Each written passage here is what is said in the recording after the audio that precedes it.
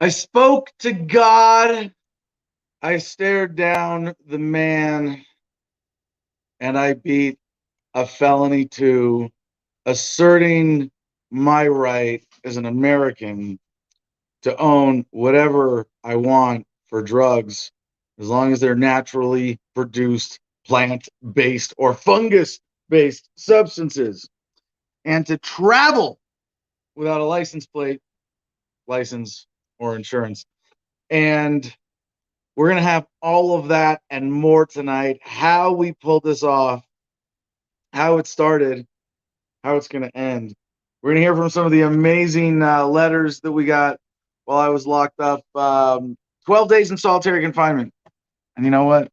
It was absolutely worth every second. What an experience. I apologize for not being here last night as promised. We were driving, Joey and I driving back from Saguache County, Colorado, home to Gardenia. I had to split up towards the end so Joey could get a nap. But we were already over the Arizona border, feeling pretty safe here. And we made it safe and sound. Had a day to sort of recover today. Hopefully tomorrow, getting back into our regular routine. Looking forward to Christmas, where we're doing another cannabis giveaway, by the way. I want to give away a half-pound of weed just to like people in the community. So I think we're going to set up our pickup truck, the Black Pearl, as it is now known. That pickup truck, which is nigh uncatchable, will be giving away half a pound. Right? Is that what we're doing? Sounds good. Yeah. That's how much people will take? I mean, by the 8th, it'll just be like we'll be parked at the entrance to our neighborhood of Juniperwood Ranch Don't even have by the church. enough people to facilitate a half pound, eighth at a time. Well, a quarter pound would be 4 ounces, would be 32 eighths to give away. Sure. So to the first 32 at least, maybe the first think- 64. Do we have 64 people Yeah. living in Oh, Juniperwood? and this, yeah. And then I think if you sit there and, first person who goes, free weed, but only an eighth per person. Hey man, come get another eighth of weed from these people. It's gonna be fun. That's what we're doing for Christmas. As we observe winter solstice as our preferred holiday tradition of the winter, but meshing with other people's schedule. And since the solstice was the day I got out of jail, completely victorious, total victory, pretty epic non-compliance and civil disobedience episode. At some point, I know we're going to have to do a concise, like 5 minutes. This is how. Who is whining now? I don't know who that is. What dogs want to be on camera? Do they miss us that much? It's Thelma and Louise. Louise. Louise, what are you what? Being so? For those of you who know my past and know my dog Baloo, he is also a bit of a civil disobedience activist himself and a victim of police brutality, having been kidnapped in Wise County, Texas, but also having had a flashbang grenade thrown at him in our raid in Herndon, Virginia. And now Thelma and Louise are also experienced civil disobedience activists, whether they know it or not.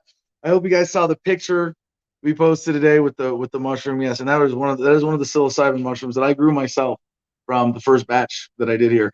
I am now, I have having asserted that right. I am comfortable now saying, we're just for Homefront Battle Buddies. For me personally, I'm going to be growing mushrooms here, psilocybin mushrooms. Come at me, bro. Fucking bring it. You want me to do another 12 days? I'll do another 12 days. I'll embarrass the shit out of you too if that's what you want. But so we're going to be growing mushrooms here. We're going to be growing mushrooms openly and sharing them openly. And if anybody wants to be a part of that, please, we're recruiting. We need help, not just specifically for that. But we have all these mushrooms. We need help eating them. They're so easy to grow. There's just so many mushrooms, more than I could possibly eat myself. So if you can come help eat some mushrooms with us, or help grow or develop our facilities, for Homefront Battle Buddies, to be able to provide mushrooms and other alternative therapy experiences for veterans off grid here in a safe environment. Please drop me a line, adam@thefreedomline.com. It's good to be back after a few weeks off from the show. And the last show that I would have been able to do even before getting locked up, we had Jim and Ed covering for me. And Joey, because we were traveling, I needed some more family time. I couldn't really get away that evening, so it's been now 3 weeks. That's it. It's really like it's not much, it's crazy because I didn't realize until I got out the charge I was facing, the main charge for, and it was the felony 2, which is manufacturing, distribution, or cultivation or manufacturing of psilocybin. And we'll get into the specifics of that, but 8 to 24 years. I looked it up afterwards, and Joey's like, "Yeah, we thought you knew." Like, well, for me, it was kind of like the way that you fall off the cliff is by looking off the edge. If you don't look off the edge, you're a lot less likely to fall. I just didn't look. There was a song, "My Heart is Filled with Music," and since we are now not copyright or intellectual property sensitive with this show, being on Odyssey and Telegram and wherever else you might be watching, that Jim, our intrepid producer, has managed to hook up this broadcast to wherever it's going. We don't play intellectual property games anymore. Fuck that. So I get to share this awesome song from the Real Mackenzies.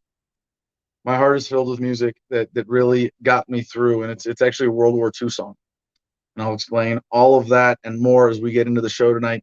We're gonna keep it really simple, though. I gotta say, I'm still kind of readjusting from having spent 12 days in Salt. Like, I was, just to sum this up, and like you'll hear this, is we're gonna do tonight's show. Like, the main purpose of tonight's show is to create like the best complete narrative record of this episode, from my arrest to my release and getting home, while it's fresh in my mind. I've got all my papers from jail. Look at this. Oh, look at this big stack of papers. Yep, a lot of paper. Actually, most of it's my notes and stuff that I wrote, my motion to dismiss, my letter to the judge, all that stuff. So we show. Oh, I got my jail goodie bag. I guess since we're doing video, it's not working for the audio podcast. But look, this is the best part. They stole my weed, took it out of the containers, and then gave it back to me in an evidence bag. I am never. So this was, dear. Can you grab, like, out of that box, there's a little coffee mug. I want to show people what it was, and we'll come back to this. Like, we're gonna get into that in that box. You see the little cylinder? Is it in there?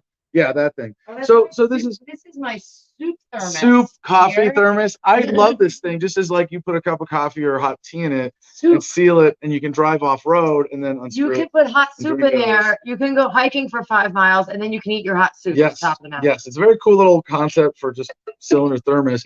So I was using it for the weed. My little moisture pack in there, and then I had a little 1/8 jar like this that I was traveling with, and the cops took it out to weigh it.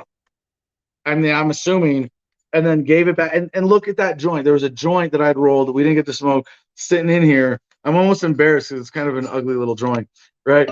And all right, what do we have? Comment on Facebook? Someone's watching on A lot of Facebook. people watching on Facebook. Burston Shuta, glad you're out. Whatever happened, don't worry, you'll get the whole story. But anyway, this weed is now going to get framed in a big shadow box commemorating this whole thing. And maybe when we get into the jail stuff, we can get into. Oh, by the way, here is the wonderful envelope, and someone will know now the source of this. This is what my psilocybin capsules were in. This little plastic envelope with a cool hologram circle design on it. Ooh. And so they cut it. Look, they were pro. No, they ripped it. They ripped it. They ripped it open. They poured out the capsules and confiscated them and tested them for, as positive for psilocybin. So we got that. I kept my mug. Look at this. I got a jail mug. I showered with this thing, actually, when I didn't have. They do showers every other day in this facility. I got notes. We're gonna get into all this stuff, but in the little jail sink, I would put water in this and then, like, splash it over my body. That's how I showered. If you notice, my hair is a little thinner. Rather than 12 days, probably greatest expense of this government-induced, taxpayer-funded spiritual retreat was me being away from my propecia. My hair started falling. I was going bald, just back to going bald. Yeah, it's actually kind of nice as my hair grows out. It is filling in kind of nicely, like my beard, which I haven't trimmed since I got out. I mean, it's really just 2 weeks growth on top of, like, 8 months growth at this point. But yeah, I need some trimming. So we're gonna check in with our co-hosts tonight. With I guess we have Joey and Jim join us in the producer seat, and you know, go through this whole thing. And I mean, Joey's gonna be here mainly to keep an eye on comments, and Jim keep an eye on comments and interrupting me to make sure I'm being clear enough, you know, and if explain the narrative, if there's something needing me to go into more in this recording. Obviously, this is not the exhaustive story, and it's one that really needs to be told in a way that includes the perspectives of everybody who was in that jail, who was a part of it, from the sheriff, the captain, the sergeants, the deputies, the dispatchers who were on duty in the jail, the other inmates who were within earshot of my cell, and the center PD cops who arrested me. And that's what this comes down to, the unlawful search and everything like that. But I'm so grateful for the opportunity, and that I was ready to step up to this opportunity and play hardball and stand on principle and win.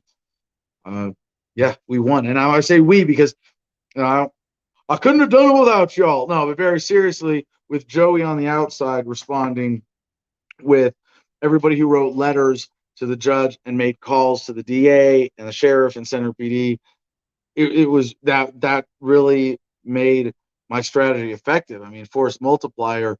Whereas if it wasn't for that, you know, how long would I have had to have sat there?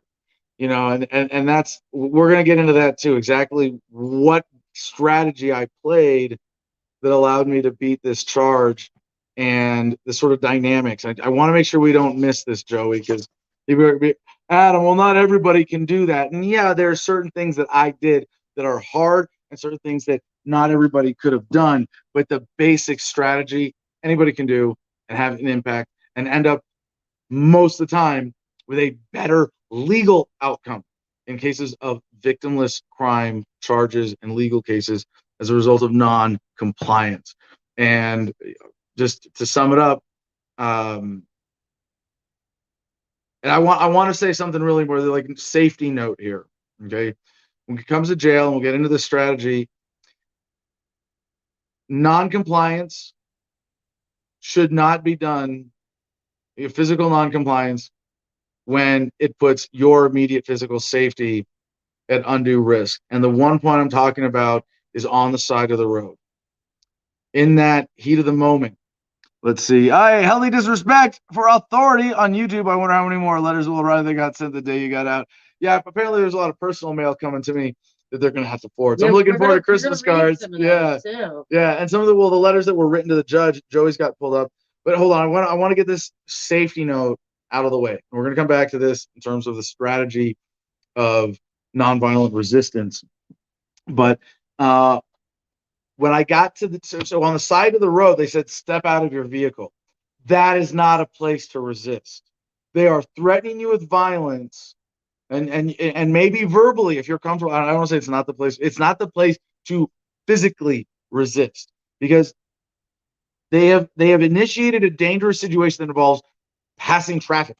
There's bigger forces than you or the cops involved in a traffic stop. And in that initial confrontation, police are very inclined to be trigger happy and to rush to violence. And if you've given up the talking game where they're going to put you in a squad car, you should comply physically with their commands to get you into the squad car. And you know, the cops actually were considerate enough, because of my shoulder injury, and I mentioned, hey, can you just move my cuffs to in front of me? They did that.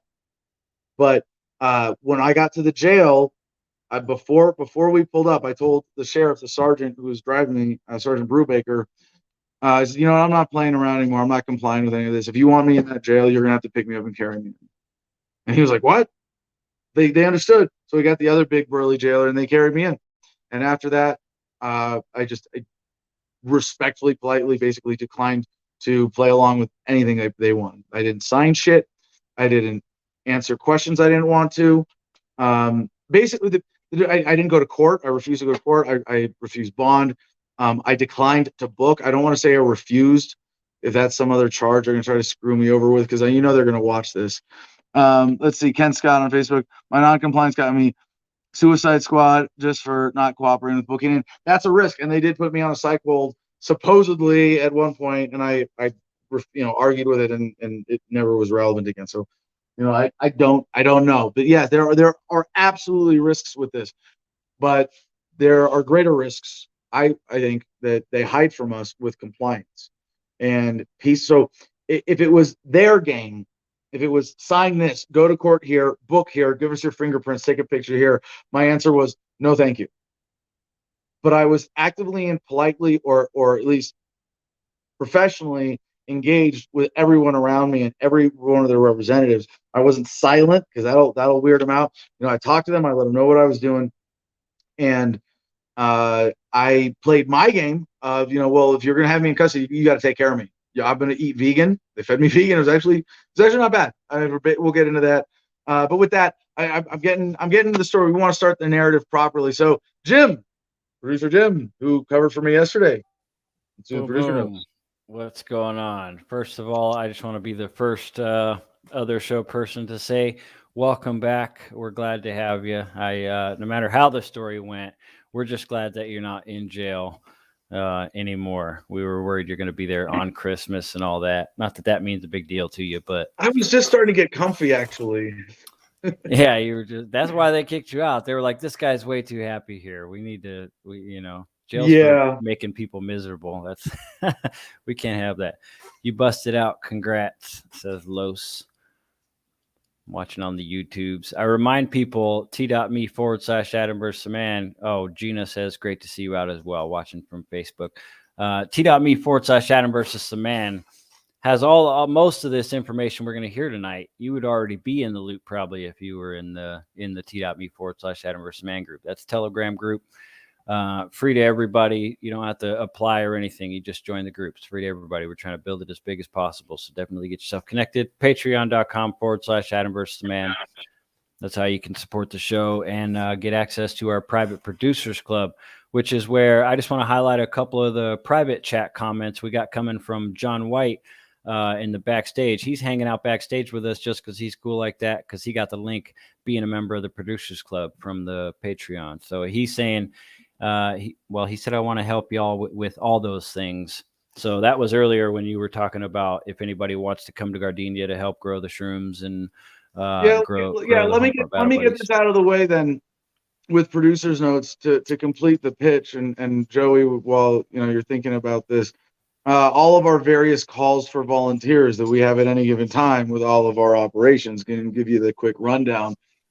First and foremost, right now, Homefront Battle Buddies construction, building out this facility to be able to provide these retreat experiences for veterans. If you can donate to that, it's a tax deduction donation for 501c3. homefrontbattlebuddies.org on screen there. Thank you, Jim. And we need volunteers for online organizing, for outreach, for fundraising. We are standing up a comprehensive professional nonprofit to provide safe, off-grid experiences with alternative therapies, including psilocybin, especially psilocybin, but psilocybin, cannabis, really the meat of what we're talking about. Psilocybin, cannabis, and sort of behavioral therapy type things that you can get hanging out with other veterans, talk therapy, experience stuff, and just sort of like life coaching, personal optimization. I don't pretend to be so arrogant in my successes in life to pretend to sell myself as a life coach, but I will say two things that I have been I think a positive example of that I want to share with other veterans. One, physical health. And if your physical health is fucked, your mental health is going to be compromised. If your body is not being optimally cared for and fueled and moved, exercised, you are going to have some deficiency in the nutrients going to your brain. You are going to have some lessened effectiveness as a result of not being fully fit. You might be, if your sleep is fucked up, you're going to be cranky. If you're malnourished, you're going to be, low energy in certain ways. You might be dealing with other chronic issues that are going to distract you from being focused and present in your life and projecting love to people around you. So in that sense, through my own experience with team sports, with yoga, with my own nutrition, with lifting weights, variety of other things, rugby, the Marines, et cetera, et cetera. I think I am in a good position to be a sort of lifestyle comprehensive personal trainer to, veterans that come out here who are like, yeah, Adam, show me the efficient way. I just want to get my shit together with my physical fitness because I miss being in shape the way I was in the service. And I know if I want to live a long, healthy life, I got to take care of my body. So that's one thing. And then what was I say? The other thing, is having for me personally that I want to share is having a purpose-driven life. And I think helping vets find their purpose as warriors that are still needed in the world today, whether it's in activism, in community service, in political activism, or whatever it is, community organizing, to use the Obama term, right? But in all of that, I think helping veterans find a sense of purpose is one of the most important things we can offer here. So those are what we want to focus on. Of course, facilitating anything else we safely can, whether it's ayahuasca, MDMA, ketamine. Those are the big three on the horizon that once we get more safe. But cannabis, extremely safe. Psilocybin, extremely safe. As long as you have the right environment, you have trip sitters, supervisors, and it's a safe off-grid environment overall. So that's what we're building. Anyway, that's the pitch for Battle Buddies. Real quick then, for Adam versus the Man, anybody who wants to help with production, promotion, I guess we're going to wait till after the holiday. Really, we're going to wait till the following Monday, the 27th, and I'll get back into regular video posting on Odyssey. I still have, I don't know, a dozen man on the street videos in the hole ready to post in the chamber. Nice. In the magazine of mixed military firearms, of course. Right. Okay. So Adam versus the Man is a media production. We would love to have a full-time intern, full-time production assistant. Really, we have a place for you to live out here. It's an insulated space, with a mattress. It's relatively comfy, but you'd be, showering outdoors, that kind of thing. If anybody wants to get involved like that, volunteering online, help us get sponsorship. We're looking to build Adam versus the Man back in the new year after this government-induced, taxpayer-funded spiritual retreat reset. So yeah, we're coming back next Wednesday after a long chill weekend and getting right back into it full speed there. And then before you move on from Battle Buddies, there's a question really on the Odyssey. By the way, guys, we're watching your comments on Odyssey. We just can't pop them up on the screen yet. Yeah, and actually preference to Odyssey comments. Absolutely preference to Odyssey comments. Montana 1724 says, any kratom for the vets. It really. Oh yes, absolutely. Me. I'm not a veteran. Yes. Now on kratom, quickly, I've experimented with it. It doesn't have any, and not thoroughly. There are things I don't know mushrooms well enough. I want to understand practical applications of psilocybin a lot better even. So that's kind of a priority for me. I've dabbled with kratom and I didn't find any obvious specific application, but I've seen it help some people, especially with pain issues, chronic pain issues, as being an alternative to opiates that's organic and a lot healthier. So absolutely, kratom is going to be a part of the program here. But to me, that's just sort of in the category of all the nutritional type supplements. It's almost more like nutritional. I know kratom is really unique. I hear kratom's a good replacement for like pain relief. So for people who would otherwise do opioids, yeah, kratom's a good. So, but it's also it's legal and available. It's not a big deal for us to organize. So yes, in our lodge for Homefront Battle Buddies, there will be a shelf full of kratom and of basic instructions. And the duty person at the time will at least always have, be able to serve as a basic guide, and it'll be something that you'll be able to experiment with, in the space that we're creating. So anyway, so moving on, Gardenia Sovereignty Project, and just building the homestead. There's so many other things to be involved with there. Joey, any other notes on recruiting for people to help out with our efforts? Maybe something that comes out of this. Joey has some ideas. There was a comment that says, I miss seeing you every morning, and that'd be great if we could get that's back to the time and money. Yeah, if we, for me to go back to the 2-hour 5-day-a-week model, we would need just some reasonable sponsorship, and at least enough to hire one full-time production assistant, or if they were a volunteer or an intern. But I would want that effort in to make sure that it was smooth and didn't become a massive, time suck for me, pulling me away from everything else. It's unfortunate. One of my epiphanies in jail was like I've never really been that successful with Adam versus the Man as a business, or even growing a consistent audience. Like I've had some viral hits. I've always had a stable audience. I've always had, a handful of loyal, loving supporters who we switched from Patreon to this, to that, it's okay. Well, they'll chip in $10 a month and make sure that this is, at least not a drain for me. But I'm not motivated. Like I see the pundits who are more successful, and part of me wants to be jealous, but then anytime like I step into that headspace in that game, I'm like, I don't have that sort of psychopathic drive to have an audience, like at all. And there are people who will say, I want the biggest audience possible, at all costs. They don't care about their message or their integrity or consistency. It's like, okay, well, if the market rewards that, you'll always have a bigger audience than me. Okay. I don't really care. I'm really excited for this opportunity to tell the story of the arrest, to people who are gathered around to hear, crazy Uncle Kokish's dum-dum stories tonight. What was that one on screen? Healthy disrespect. Instead of 2 hours a day, quit good morning, the song. Have a good day. Short would be fun. Yeah, I'd be a song. The song. Well, we'll get to the music. I wrote a song in jail too. I rewrote a Disney song. I'm not gonna sing it. Maybe we'll post the lyrics. We'll do that. Oh, shall we smoke weed? Okay, get Mary Jane up here. I want to smoke weed every day. Everybody's asking for the weed. What's going on? Hold on, I wasn't ready. Okay.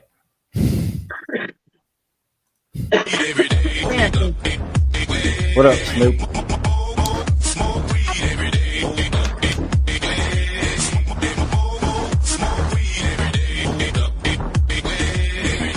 Woo! Being away from cannabis for 12 days was an interesting shock and detox, and we're going to talk about some of that effect on me. So when I came out, my head was too spinning to even really appreciate it. So let's save that. We'll save it because we're going to tell the story of getting out and getting home at least briefly, right? A friend. But no, it put me in battle mode.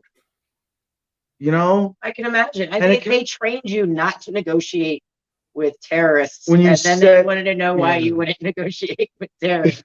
That's kind of the funny part to me. One of the guards called me a terrorist too, and kept maintaining that. But I'll explain why, because I was a butthead for the first couple nights. I would be a butthead too if somebody assaulted me and stole my shit and threw me in a cage. All right, Jim. Any other producer notes? No more producer notes. I wanted to say one more thing about Homefront Battle Buddies, and that was just to remind people that it's so legit. The vice chair, Ed, Mr. Vallejo, has been taking classes and getting certifications, legitimate certifications for suicide prevention, what to do, how to treat certain things, all kinds of stuff. So that's awesome, and it's just another thing that's going to benefit it and make it flourish, I think, in my opinion. No, it's a very important point, because you don't have to trust me with your safety while you're here. I'll be tripping with you. Ed will be our trip sitter. Big important distinction. Important distinction, yes. And G.I. Mary Jane here will be our cannabis caterer. I like that. It's casual. You're a cannabis caterer. You're not a pharmacist. You're not a dispenser. You're a caterer. It's in the category of food too, by the way. I despise that. Yeah. All right. Anything else we need to get into before we just jump right into the narrative from the beginning? That's it. Let's grab the narrative from the beginning. I want to hear about it. All right, ladies and gentlemen. Good spot to start. One more comment. Every victim needs to speak out and share the truth, what happened to them. We need to stop pretending a court is about justice, fairness, law, and due process. The longer we play into the lies, the more victims will fall prey to these vermin. Yeah. And Adam, you figured out the formula. Yeah, I'm just, well, let's get into the narrative. We're going to come back to the formula, the strategy, and what it means to reproduce this. So if you don't mind, right before you start, I did just think of something. After yesterday's show, I was sent a picture from a website, a link to the courts.state.us or .colorado or whatever, and supposedly they still have you showing you have court on the 19th of January. So I'm sure, are you going to address that? Or they were saying that people are saying, I thought, my only thought, not knowing anything, my thought was it's possible they just let you out and said, all right, take off. Then they set you a court date that you're not even going to know about and you're going to miss. Then they can issue a warrant. So you'll become somebody else's problem in a bigger That would be a bad move for them to make. I'm just saying, that's the only thing I can we're think of. We're going to cover this. I think tomorrow's going to be fair enough. I just want to make sure that get covered. All right, jumping into the background. Here we go. Get me full screen. Get out of here. Joey will interrupt. We'll wave if I need to be interrupted here. All right. So on December 9th, I was visiting my father the day before his birthday, which is December 10th, at his homestead in Cheyenne, Wyoming. And by the way, it was brutal cold. I had just driven south from Northport, Washington, which is north of Spokane by the Canadian border, when my radiator started failing. Defective radiator 3 in a row, covered by insurance. Again, shout out to Automotive 89, formerly Doug's Automotive, on Route 89 Chino Valley, and all the great folk who work there. But it was biting cold in the pickup truck. I had Thelma and Louise in the back, curled up in blankets, made this brutal drive from Northport to Cheyenne in a day. And then I was with my dad for a day there. And then I drove on the 9th to Arvada to pay my respects to Johnny Hurley, the hero of Arvada, and to see the site where the shooting happened. And one of the things that's being misreported about this is that it was an event or a rally. No, it was just, I've always been friends and friendly with We Are Change Colorado. Shout out to Luke Radowski, founder of We Are Change, is an open source organization, and I think is most important spin-off chapter that has been able to sustain itself is We Are Change Colorado. They've invited me to speak. I spoke with one event years ago. It was awesome, with Luke Radowski on one side of me and N.A. Poe. Perfect here. He just hit some of the breakers. We're still good here. Solar electricity issues, off-grid living. We're good. So it's a bomb. With We Are Change Colorado, I've always been friendly with them. And when the news of Johnny Hurley hit, it kind of brought the group back together. And I reconnected with their new Telegram groups. And you can find that We Are Change Colorado. There's another one, Friends of Johnny Hurley. And I was friends with Johnny. I mean, not like good friends. I'm not going to, overplay it, but we were friends. We were friendly. We had an ongoing, text conversation relationship. We had hung out in person a few times. As a respected colleague, computers will draw. As a respected, I should have had this one plug. Excuse me. As a respected sort of just a colleague and fellow activist, I was really I was really hurt. I was really touched hearing the story of how he died. And if you don't know, look it up. But basically, there was a mass shooting happening where the would-be mass shooter, shot one cop and was going to go shoot more, but before he could, Johnny Hurley intervened and shot him. And then the cop showing up with mistaken identity. I like what Free Talk Live said about that. They said that'll teach you to help cops. Yeah, no, and I don't know if I entirely endorse that. Me either, but I get the sentiment. I did have a humanizing of experience talking to a number of the sheriff deputies in Saguache County Jail. Anyway, we'll come back to that. So I did not make it to any of the rallies for Johnny Hurley, but I wanted to kind of make up for it and at least connect personally and know the story and show my support for the activists there. So when I was going through town, I was like, at very least on my own, I'm going to make a pilgrimage to the spot. And I took a rock. I have a rock from the spot that I wrote #Hero Hurley on. So that's going to be in my collection forever now. The rock from Old Town Plaza in Arvada, where Johnny Hurley went down. And so I just invited. Let's see if I turn this off. I'm gonna lose my light, but I think I can bring it back. All right, so I'm just gonna keep talking while I get my light back here. So I was just there. I just texted the group like a few days before. Hey, I'm coming through town. I'd like to buy y'all dinner, and I want to go see the spot. And our old friend Kenny Palorentano was there, which was very cool to be able to touch base with him. So I was then driving, and this is where I think for the liability, obviously regarding psilocybin, I need to be discreet. But I was driving through. Does this not turn on now? Is it power? Should. Hold on. Why is that not? Technical difficulties is my middle name. Middle names. No, we're gonna get this, dear. Why does mine not turn on? But now you can see a little bit better. All right. Well, no, here, then plug mine into yours if yours is powering. This will get us through the show. We're not in the studio, obviously. Phone, dear, not the, that's oh. It's Oh. the wrong cord. Oh, operator error. I should have do this like while I'm not talking. So now I push this button and we're good. My camera should last. I gotta adjust this guy down a little bit. Terrible. Yeah, there we go. And get the brightness down. All right. This is really intense in my face. All right, so I was driving. This is the first legally sensitive part of the story. I was driving from Arvada to, I'll just say somewhere in between Arvada and Center, or somewhere in that area of Colorado where it put Center between me and home. So I was driving with mushrooms I had just bought for $150, 1 ounce of mushrooms, ground up and put in caps. And at that, you're spending more on, the processing really than the mushrooms itself. And like I have grown here before, I just didn't have any handy.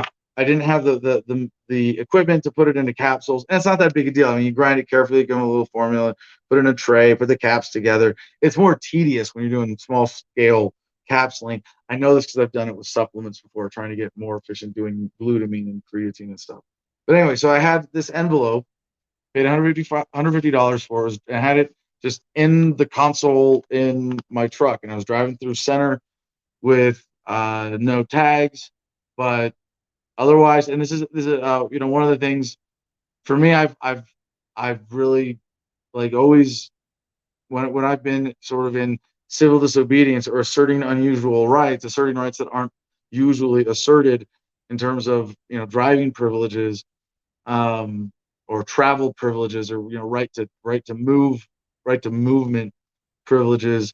I've generally obeyed the speed limit and the safety standards. And some people, like, everything I do that's not like fuck you to the man, everybody's go, Adam, you're a pussy, compromise, right? Well, yeah, do 12 days in solitary, and and we'll talk. I think I'm on solid ground here to say that it's unfortunate that government exists in the first place. It's very unfortunate that government has taken over the infrastructure racket to the point of government roads are pretty much the only roads, except I mean, I live down private roads. I'm saying private roads don't exist or aren't very important, but obviously they're the minority of roads by usage. So the government has basically taken over the roads racket is a tragedy, and the licensing racket that they've imposed upon that is a criminal enterprise. And it is unfortunate that they have become the arbiter of safety standards, like speed limits, but they have. And this is one where, when it comes to safety, public consent, unless there's a reason that it is unsafe to do something posted by government, my general policy is compliance to the accepted safety standards, just like not being civilly resistant or going limp on the side of the road, right? So like when I drive, I speak like on private roads, I drive however the fuck I want. And it's always like yes, he does. Yes, he does.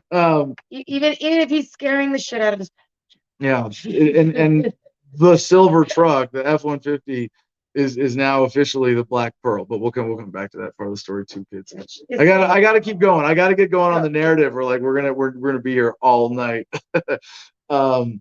So I was driving. So I dial in most places 3 or 4 miles over the speed limit, or in really wide open places, I'll dial in 8 miles over the speed limit. That's like my margin of fucking around with, government safety. Like, no, I do not. I believe, 40,000 people a year die on American roads. I don't believe that. I know that. Right? That's pretty consistent average. And government is responsible for creating a system that is not as safe as it could be. But there's no reason for us to do anything to put fellow citizens at risk and make it any more dangerous. Chase Nichols weighs in on that. Center cops are notorious dicks, and the judge throws away many of their charges. Valley local speaking. Wow. All right. We've got some Valley local. That means San Luis Valley, Saguache County, Southwest Colorado in the house. Thank you for joining us, sir. Greatly appreciate that. And so the background, now that we're getting to the traffic stop, Saguache County population 6,358 according to Wikipedia as of before the show. Tiny population for Colorado's 7th largest county by area. So very small population, very spread out.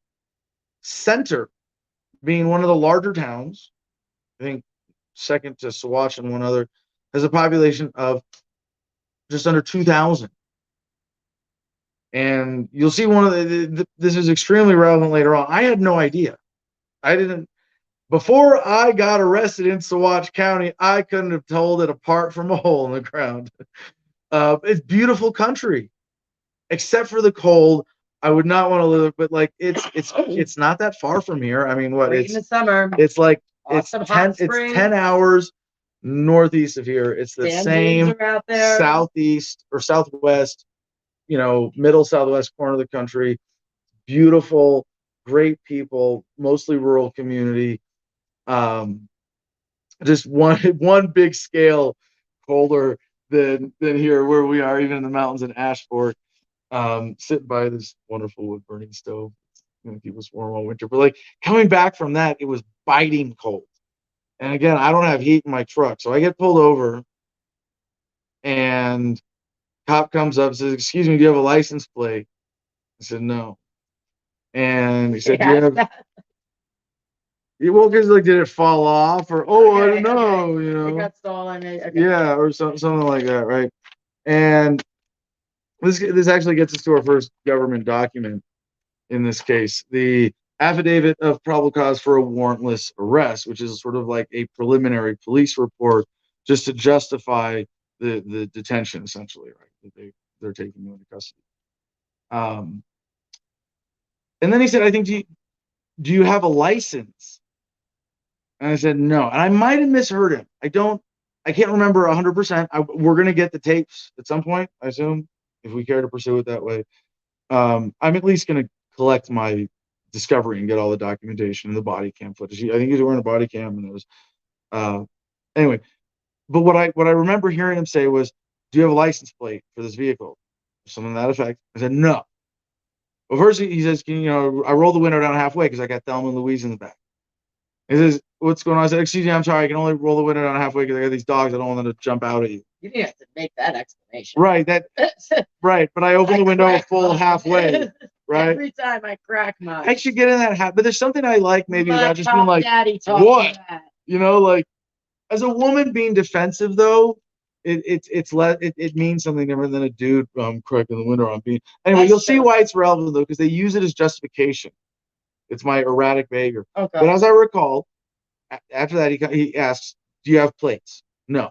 "Do you have a driver's license?" I said, "No." "But here's my VA ID. My birth date is February 1st, 1982. He tried to take it. "No, I'm not giving this to you. So you can see my government photo ID. You can look me up. I'm not hiding my identity. You can look up the VIN if you need to and see this in the system. This vehicle it's not registered, but it's ownership. The title is in my name from the private party sale because the people I bought it from filed the paperwork I did not file any paperwork with it, but they did. So in the system, the VIN is associated with my name. So I'm not contesting those things at all, right? And so he goes back, and so anyway, it says, affiant Christian Guadarrama, being first duly sworn upon oath, states that he has reason to believe that Adam Charles Kokosch, date of birth, DOB 21/1982, and there's like so many typos. I'm gonna make him sound a lot smarter than he is. Adam Charles Kokosch has committed the crimes of CRS 18-18-405, parentheses B, parentheses A, unlawful distribution, manufacture, dispensing, or sale, DF2, and that's something felony too. CRS 42-3-202, driving without license plates in Colorado. CRS 42-4-1409, driving without insurance in Colorado. And his reason for this belief states as follows. And I don't think he asked me about insurance. I don't think it even came up. I was like, because a lot of places they don't. Like, it's just out of their SOP to check if your insurance is good. I've never been asked for insurance outside of the road. I actually plan to get insurance for it because I'm going to invest in this truck now. You know, because we'll come back to how it has now earned the title of the Black Pearl. That truck, which is nigh uncatchable. John White wants to know if Gardenia is haunted because the Black Pearl is ghost stuff.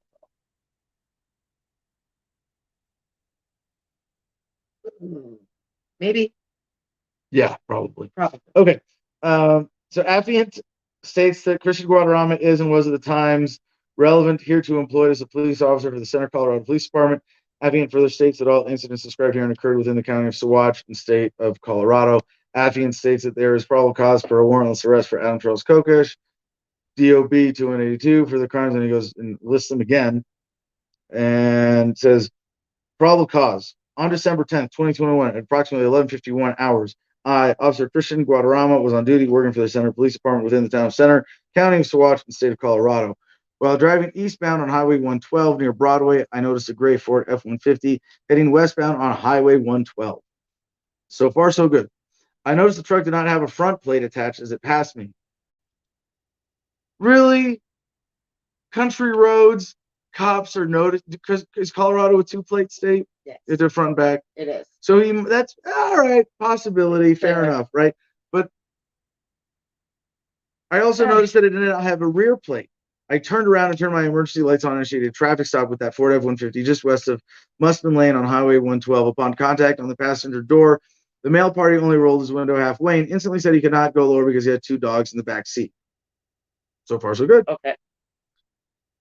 I asked why he did not have any license plates, and he replied with no, which makes me sound like an idiot, like I'm playing some work game. I was like, no, I thought he said, do you have plates? I said, no. Right. I asked him for his driver's license, and he said he did not have one. So actually, here it's interesting on this. Again, he doesn't actually say that he asked for insurance. Oh my God, I just realized that. I got him on one. So wait, John White again here. It says this happened to me. I was arrested and charged for driving without insurance when I actually did have it. I guess the cop never asked for it. So this is just a new. Yeah. This is one of the like lingering cop dick moves of like upcharging shit. Like any traffic stop, if they didn't end up like proactively being handed insurance and it was undeniable, they'll just I'll assume he didn't have it because he didn't present it, kind of thing. Maybe that's all it was. And then it gets thrown away in court anyway. And it's just a petty up, but like this is one of the things I want to end. Like it's a major like we'll come back to this like in terms of the goals, the impact, and the next play for me in this, and in terms of lawsuits and the black spot letter that we're considering. The black spot. Yeah, we'll call it the black spot letter. Captain Freebeard's black spot letter to Saguache County. Yeah. But the idea, of unreasonable violation of the Fourth Amendment, search and seizure, comes into play here. But yeah, so anyway, this is where it gets interesting though. I asked for his driver's license and he said he did not have one. He proceeded to show me a Veterans Affairs ID card with photo ID and his name. The name on the card read Kokosch. Adam Charles. He gave me his date of birth. I advised that I would return in a few minutes. Once in my vehicle, I advised communication to run the mail party through NCIC/CCIC, which is a national criminal database that would have the warrants. And what's interesting about that is that in the past few years, since my Colorado case or my Wise County case was resolved with the plea deal, which was like Wise County, Texas, yes. Like every time I've had an interaction with police, they'd be like, "You have warrants," and they're like scolding me, like, "You have warrants in Texas, but they're not extraditable." I'm like, I know, so leave me alone. Don't mention. But whatever. Thanks. But I this called last time, Texas yeah. So apparently they fixed their personally, shit because and they were well. There are they two said that possible. There's a separate legitimate warrant I might have because this is a dumb story. I got an open container ticket. I called Wise County and I called a bondsman. The bondsman did a whole state search. You have Nothing. They're no, so they're warrants closed. open in your So name. my open container traffic violation in Texas probably had a bench warrant at some point for failure to appear. But at some point in COVID, they just wiped that shit off the record, like they did with my license suspension. So this time I got pulled over was the third time on this trip. The first one was in yeah. They can't stop me. You have a license. Yeah, I thought You're it was cool. I was only driving without a license for like a few months because apparently, well, I got pulled over in Flagstaff, and I got the warning that I wrote my speech notes on for then my Utah LP 50 anniversary. So that was my trip was speech, by Utah. the way. Yeah, go watch it. It's called We're How gonna and do Why some of to that Be a next week, Pirate. I think. Yeah. Yeah, let's drop some of that next week. Well, maybe it would be a fun model for next week's show is like a singular, easy themed show. Is that we play the speech and pause it and extrapolate on because it was incredible. It was an hour long and we could make it like minutes. 3. Oh yeah, the speech itself was 45-ish. They told me before, anyway. But yeah, we can cut out anyway. That'll be fun for next week. But how and why to be a fucking pirate are full title of the speech. We have to get back to Christian. Cruel Spark on Odyssey says, "Oh Christian, how are you rethinking that day?" And yeah, right. Yeah, yeah. So we well, I got pulled over in Flagstaff on the way there, and the officer did not mention any warrants. So assuming he ran me in the system enough to find out that my license has been reinstated as of September because there were too fucking many suspended licenses in the state of Arizona. They just were like, all right, we have to forgive all this. Also a win for team people. So, yeah, that's what I get for not paying tickets for like 2 years of bullshit infractions in Arizona. Nothing. Yeah, my license back, all clear. So I thought like my liability was pretty low here and all this. But anyway, after a few minutes, communications advised that he had 3 outstanding warrants out of Wise County Sheriff's Office in Texas for dangerous drugs. Okay, so this is interesting. So it wasn't the open container. Suppose it was 3 all in Wise County. And their failure to appear on the bullshit lingering misdemeanor cannabis charge that apparently they just finally got around to fixing in the system. I didn't even have to bug them. I was going to bug them and ask because they owe me a wooden by the way, stash getting box. away with a cannabis charge in Texas in and of itself is absolutely supernatural. I have friends that have warrants going back years for getting busted. I had mushrooms and cocaine on me also. You did. You're a superhero, Captain Freeboot. Yeah. Well, that was a great victory, but it wasn't really precedent establishing. And I kind of wish I had played it more, but it was harder being out actually. So what happened? Just summing this up, Texas, I was facing 4 felonies and a misdemeanor, and ended up taking a plea after filing a motion to dismiss on religious grounds. And because of that, they said, okay, we don't want to fight you. Let's make you the easiest plea possible. And it was basically a year unsupervised provision. I had to give them like $200 to start, and then I just blew off all the other payments, Fuck you. They never sent me they were supposed to send me everything that was confiscated that wasn't drugs, and they didn't. It's a really nice burned wood art stash box that fans sent me. I wonder if it's been destroyed or someone just took it. It might still be sitting in there has to be a statute on how long they hold on to evidence. So it's now, if we've confirmed now that the warrants aren't actually there, now I feel more comfortable. Like I've kind of there's a lot of reasons to avoid Texas. But, I've kind of avoided like going and visiting Quinn in Garden of Eden. Like I didn't feel comfortable driving because he's the heart of Dallas. In there, he's between Dallas and Fort Worth. You got to go through Texas. That's I think you got to go through Wise County. But now might as well go see if they got my stash box. I've been tagged, so Texas probably is less dickheaded about vehicle stuff in general. Anytime I have to travel, I avoid Texas, and this is with a license, with tags, with registration, with everything in order. I don't know. All right, back to the story. 3 outstanding warrants for dangerous drugs. I asked if they would be willing to extradite. Communications advised that Texas would extradite.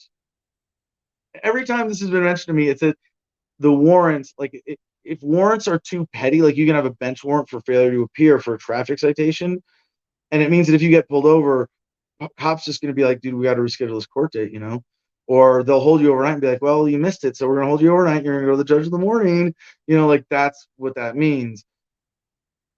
So the idea of them extraditing for this too, it must have been some fuck up or deliberate fuck up. So I asked communications to notify Sergeant Fresquez and Reserve Officer Adam Fresquez, and if possible, bring canine kits due to Adam's unusual and erratic behavior. And this is where, like, nah, show me the tapes. I was cool, calm, collected. That was everybody's first thing. Everybody starts laughing. Like, Google Adam Kokesh interactions with police. Like, no, absolutely not. Unless by erratic they mean exercising your rights, and cops hate that shit. So maybe that seems erratic to them. Who knows? Well, apparently part of this was the sovereign citizen. They've been hyper educated to the point of being deliberately fearful of anybody who whiffs of sovereign citizen, and they thought that's what I was doing. I made that clear later. I also requested for additional units demonstrating indicators of being a sovereign citizen. A group known for confrontation and violence against police officers. After a few minutes, Reserve Officer Adam Fresquez showed up, and we were able to place Adam in the backseat of my patrol vehicle. Reserve Officer Adam Fresquez had canine Kit do, I believe that's his name, Kit, like it's capital K, canine Kit. Do a sniff search on the vehicle. Dog's name. Canine, okay. Canine Kit alerted immediately in the area of the front driver fender and driver door. During that time, Rio Grande deputy and 2 Saguache County deputies arrived. A Saguache deputy was able to transport Adam to the Saguache County jail. I mean, even like here, they've got half a dozen cops just patrolling, nothing better to do between 2 counties and center. Anyway, Saguache deputy was able to transport Adam to the Saguache County jail. While conducting our search in the middle console, we found a 6x4-inch sealed bag containing small clear capsules. That would be this one, filled with a green substance. And like it's like brown green powder substance. Yeah. It's like off-white, brownish. Yeah. So what? I don't know what they're talking about. Man.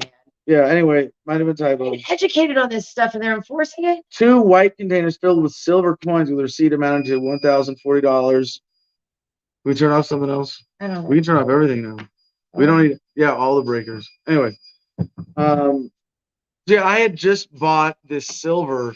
And I think they were looking for an excuse to take it or for a shakedown, and they didn't get it, you know. But I had the receipt, and it's my own little sort of dorky receipt-saving instinct. I had the receipt folded up on top of one of the rolls of coins. I watched them. They would say it's drug money. Yeah, right. And then you don't get it back. But they can say they can prove. I had the proof there, right on it, right. That at least the last transaction by which I acquired it was I bought it at a coin shop in Cheyenne, Wyoming. Traceable, it's legal. It's not some drug exchange. There's no. I didn't get it for drugs. That was at least. I mean, I could have gotten drug cash. They still could have taken it, charged you with it, and tried to get you to fight. But I think that protected me a little bit. Anyway, the receipt showed that the coins were bought 12/10/21. The substance is consistent with ground up psychedelic mushrooms that the CPD have been encountering. Ace Towing had been contacted to tow the vehicle. Sergeant Fresquez and the tow company arrived shortly after. We were able to get a hold of Tony Garcia, the manager of Center School's bus garage, and asked if we could borrow a shop for a search. Tony gave consent to use the space. While conducting a more thorough search of the bus garage, communications advised that Wise County called and we're denying the extradition on Adam's warrants. And so this kind of gets interesting because now we're going to get back to my side of this, and since there's a little bit left here. Sergeant Aaron Fresquez, Reserve Officer Adam Fresquez, and myself searched the vehicle and put all of Adam's belongings back in the vehicle, and the vehicle was released to Ace Towing. Funny thing is, I saw them coming out of the vehicle, fucking with my silver coins, fucking with the mushrooms pouch, and fucking with my vitamins tray, and that's still missing. And we went there. We'll come back. We went there, and they didn't know where it was. So no, they did not put all my shit back. I guess they were afraid that one of the in my vitamins, I had capsules that looked like ground up herbs also. They could have been ground up mushrooms. We're gonna test all of this, but then they should have gave them back. Maybe they were afraid to. They just effectively destroyed it and mixed up the vitamins, so they're all useless. And I was like, I still want my fucking tray back. Things like $20. Anyway, You love your trays. yeah. Sergeant Aaron Fresquez, Reserve Officer Adam Fresquez, and myself searched the vehicle and put all of Adam's belongings in. Vehicle was released to Ace Towing. After researching the capsules, it was found to be psilocybin, magic mushrooms. There was 302 capsules, which equaled 46 grams. And that's actually fair. I think they separated them from the envelope to weigh them. They weighed the capsules too. So like the weight of the mushrooms in the caps like increased by 50% by the weight of the gel caps they were in. So whatever. Adam Kokic is being charged with unlawful distribution, manufacture, dispensing, or sale of 46 grams of a Schedule I substance, psilocybin, by knowingly possessing the substance in individually packed capsules with intent to distribute, manufacture, dispense, or sell the substance in the amount that is greater than 14 grams, less than 225. And actually, the idea was that you take an ounce of mushrooms, just an ounce, and you put it into 30 caps. That's like it's one a day for a year with 2 months off or something, right? That you do for 5 months on and then a month off. If that goes, just like RSO. You don't just do it every day. It's up and down. Right. Well, formula, right? Well, there's a bunch of different ways, and like what I've never done that thoughtful regimen of dosing, of microdosing. I've just done low doses. I've done sub-experiential. I've never low dosed my psychedelics. Well, I go to do chainsaw work. Yeah, I'll do like one cap where I'm just feeling it, and that's actually a different. There are a variety of sort of sweet spots of the applications of psilocybin that we've yet to really fully understand. Yeah. One is very low dose microdosing, where it's consistent, and maybe eventually everybody's just going to take psilocybin like this for brain health because it regenerates neural connections, and it's like everybody's better with that adjustment, and it's like taking a multivitamin. I don't know that I don't believe, to my knowledge, the research has not been done on that sort of simple, very low dose. It is, but then it's Johns Hopkins in Baltimore. So that's matter of fact. That would be minimal dose, not just sub-threshold, but sort of minimal dose to be noticed or to possibly have an impact, right? Then there's just all the way up to sub-noticing doses, right? And some people with migraines have had incredible experiences, and we talked about this on Twitter with someone who responded with this exact experience, that doing that dose for like a month, like a couple times a year, means they never have migraines. I might be getting the timing, whatever, wrong, but there's something in that realm as well. For me, I've done that, didn't really notice it, and just we're kind of exploring where my threshold of noticing it is. And then what I've done is not quite microdose, just really low dose to go do field work here. And, for me, chainsaws with an electric, so it's inherently way safer than a gas engine. But I was able to experiment in that range and have like complete motor control and complete physical presence and absolute confidence working with a chainsaw, So anyway, and then there's all the way up to, therapeutic doses, and then mega doses and heroic doses, and who knows. But it's, correct me if I'm wrong here, but I'm pretty sure it's impossible to kill yourself with mushrooms. Kind of like weed, right? Like you really can't. I think there's been stories of people having bad trips and doing bad things. But yeah, that's because they're just partying, being stupid. Right. If enough people do it, eventually someone's going to do mushrooms and walk off a building. Right. Yeah, that's probably they were drunk too. They can't affect your body to the point. They don't really do. Yeah. No. And they don't really put you out of your physical presence, even as dangerously as alcohol does. No, not at all. Even at mega dose levels.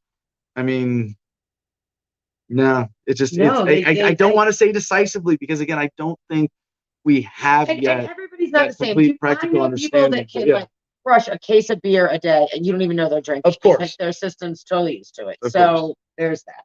So back to the story. So I get into the back of this. They move me into the back of a different squad car. This is with Sergeant Brubaker now of the Saguache County. He drives me, I think, 30-ish minutes north to Saguache County Jail, and I tell him right before we get there, hey man, like I'm not going to cooperate anymore. You want me in that jail, you're going to have to carry me. So we got the other jailer, and they're both big fat dudes. And I mean, so many interesting conversations. I'm going to try to skip a lot of the texture of this just so I can kind of get through the chronological narrative of the rest of this, because now we're getting to the strategy. Okay. So they carried me in. They sat me down on a metal bench, handcuffed me to a horseshoe welded to the bench. I basically told them I'm not going to cooperate with anything. I didn't say I would physically resist. And in other situations, I have had them, like in New Orleans. I don't think they fingerprinted me. In Virginia, they did. They picked up my hand and fingerprinted me without my help. In New Orleans, they picked me up and then stripped my clothes off and then put oranges on me, and I let them do that. In this case, I was like, I'm not even going to let you guys do that. And so I physically resisted when they tried to move me from the bench until they threatened to pepper spray me. And then I released. And that was when my arm got fucked up, actually. And I did think, 50-50 chance it's fractured. And it was just really because they were lifting me up and I was holding onto the bench. Before that, at one point, I asked to go pee and they uncuffed me and I went to the bathroom. And then I started talking to Sergeant Brubaker and I was putting him on the spot. I remember one point in the conversation being like, dude, you're not even in charge of this conversation, man. And he said, all right, you get back to the bench. And I just sat down on the floor of the bathroom, made them pick me up and put me back on the bench. And then while I was there, the other deputy was Deputy Salazar. He ended up being a really good dude. And I wanted to put him on the spot. I was feeling kind of like a dickhead, but it was just, I'm going to get everybody's attention. And I was like, why are you fat? And I asked both of them. And Brubaker was avoidant, but Salazar went right to like 6 questions in a row. Well, why that? It was because I was depressed, and I'm not going to reveal anything more personal than that, because Salazar had just this beautiful example of a genuine dude being like, yeah, I can be open about that. I'm fat. Like, well, it's because I ate too much. I was depressed. Obviously there's a lot more to it than that, but it was a really powerful conversation. He ended up looking me up on Wikipedia while I was sitting there before they came to move me. But at one point while I was sitting there, another deputy came in and said, hey, they've decided that they're not going to extradite you to Texas. And I was like, see, I told you. It's not, I've been telling you this whole fucking time. I was just angry, just because I thought that was like assertive, angry, like it was conscious as the right presentation for me to be like, no, these are non-extraditable warrants. Look it up again. I guarantee you need to let me out. That's intimidation. That's all that is, an intimidation tactic. The average person on the side of the road who's not as aware of his rights as you are, as soon as they're like, you've got warrants, their heart's going to sink. They're going to be terrified. They're going to submit out of fear. So the next part, though, was, and the officer from center is going to come write you a ticket so you can be released. What? 10 minutes later, never mind, you're going to go to court Monday. And I said, okay, well, however you want. So they ended up saying, all right, we have to move you off this bench to a holding cell, at least for now. You can't sit here. You might open in a window, dear. It's getting, I have to be sitting next to the stove, but I overloaded it earlier. Yeah, we could turn it down a bit and it'll come back up later when we put some more air on that fire. Oh, we got all choked off right now on the stove full of logs. So they picked me up almost Superman style, and now it was 5 or 6 deputies in the room, and while 4 of them had me suspended, by the arms and legs, another one came and took my belt off and my boots, and then they dropped me face down in the solitary confinement cell where I was going to spend the next 99.5+% of the next 12 days. So in the 6x9 cell, that was they handed me the affidavit for probable cause for a warrantless arrest. It was like, here, this is our justification. This is why we got you here. And so there was a TV on down the hall in another cell with 4 dudes, and it was really obnoxiously loud. I kept saying, just turn down the TV, fuckers. Like, this is crazy. It's like louder in my cell than I would watch TV. Yeah, fun story about Adam Kokesh. He hates TV. Well, it's not just that I hate it, like with a burning passion. But no, I reckon, like, what are commercials? What are like psychologically, what are they to you? Like, what is the experience? It's a corrupt corporate organization selling you something by insulting your intelligence and, It is and the trying cause of my drill ADHD. like drill stuff into your head by repetition. Like I support sponsors. Like I was listening to Free Talk Live for their coverage of this. Like I like listening to their ads. I'll complain that it's repetitive, but it's like selling righteous stuff. And I'm thinking like we can do that. But like I had to hear liberty, liberty, liberty, liberty, like 100 fucking That's times what the a day. girls sang in when I was at summer camp. That's terrible. You had to pick that one.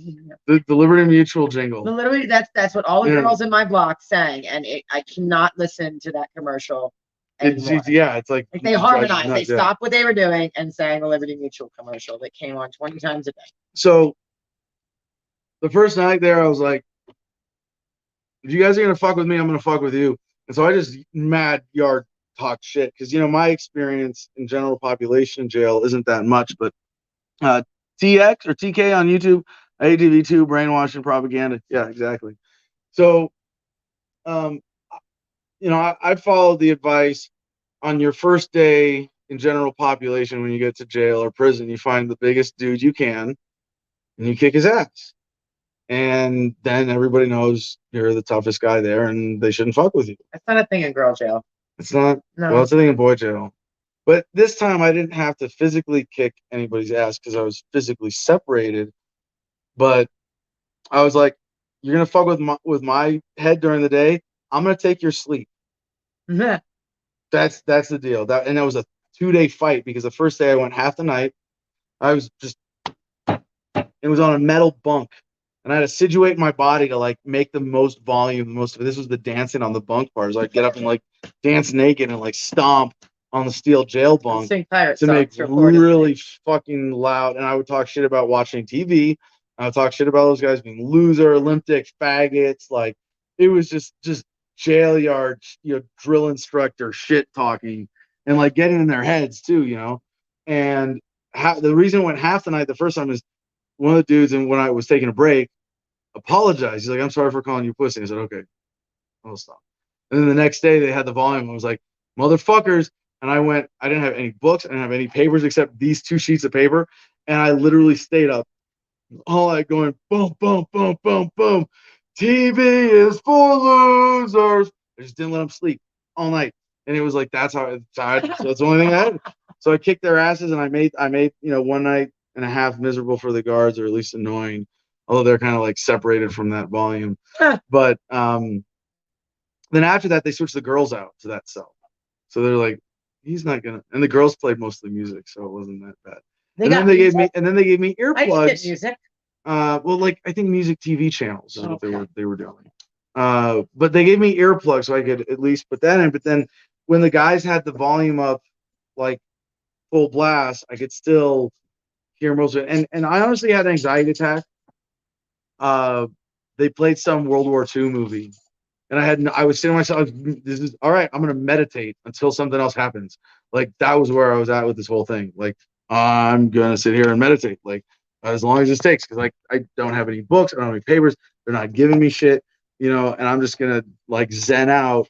But then I'm sitting there like listening to war movies.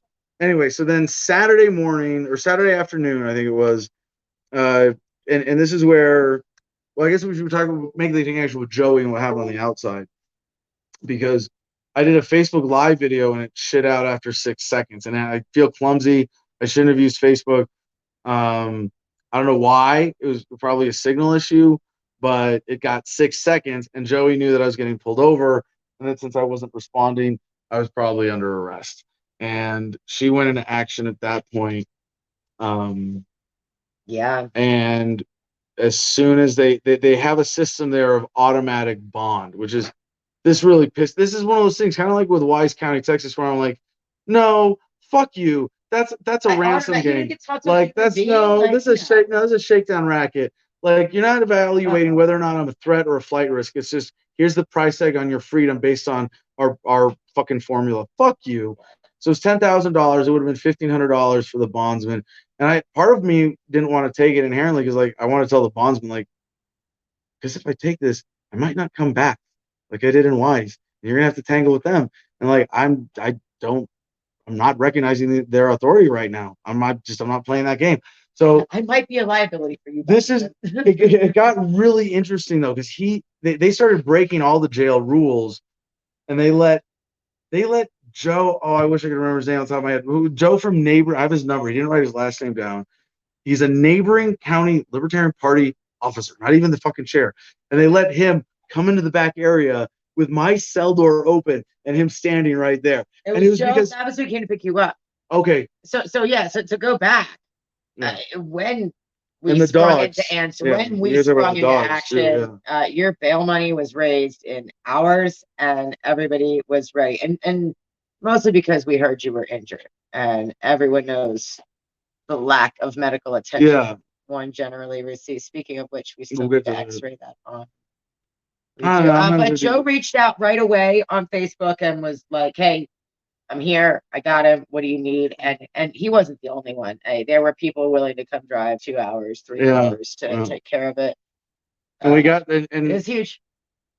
and before we get back to my narrative with the bond, tell a story about Thelma and Louise, please. Oh gosh. So I hear about Thelma and Louise Saturday morning. I got a phone call from a woman named Stevie from the Monte Vista animal shelter. She's like, it's okay. They're doing great. They're housed in the same cage. They're eating. And I'm like, cool. So can we send somebody to pick them up today? No, we're not open till Tuesday. And it was breaking my heart. So I'm like, you're not open till like I get we're not open Sunday, but not even in. You're taking care of animals. You're taking care of animals. What day do you not? What day do they take care of themselves? You make yourself available. Is that you schedule them? Be like, hey guys, we're gonna put the dogs in charge of the cats, in charge of the rats, and the horses will answer the phone. So almost instantly, Nancy and David, who are two kind of locals, they live in Crestone, reached out and said, "We'll get the dogs, and let me know what we need to do." So took care of all that. I think it was $40. She said she would come in on Monday to spring them, as a goodwill service to us and all, just to be polite. She let her dogs out.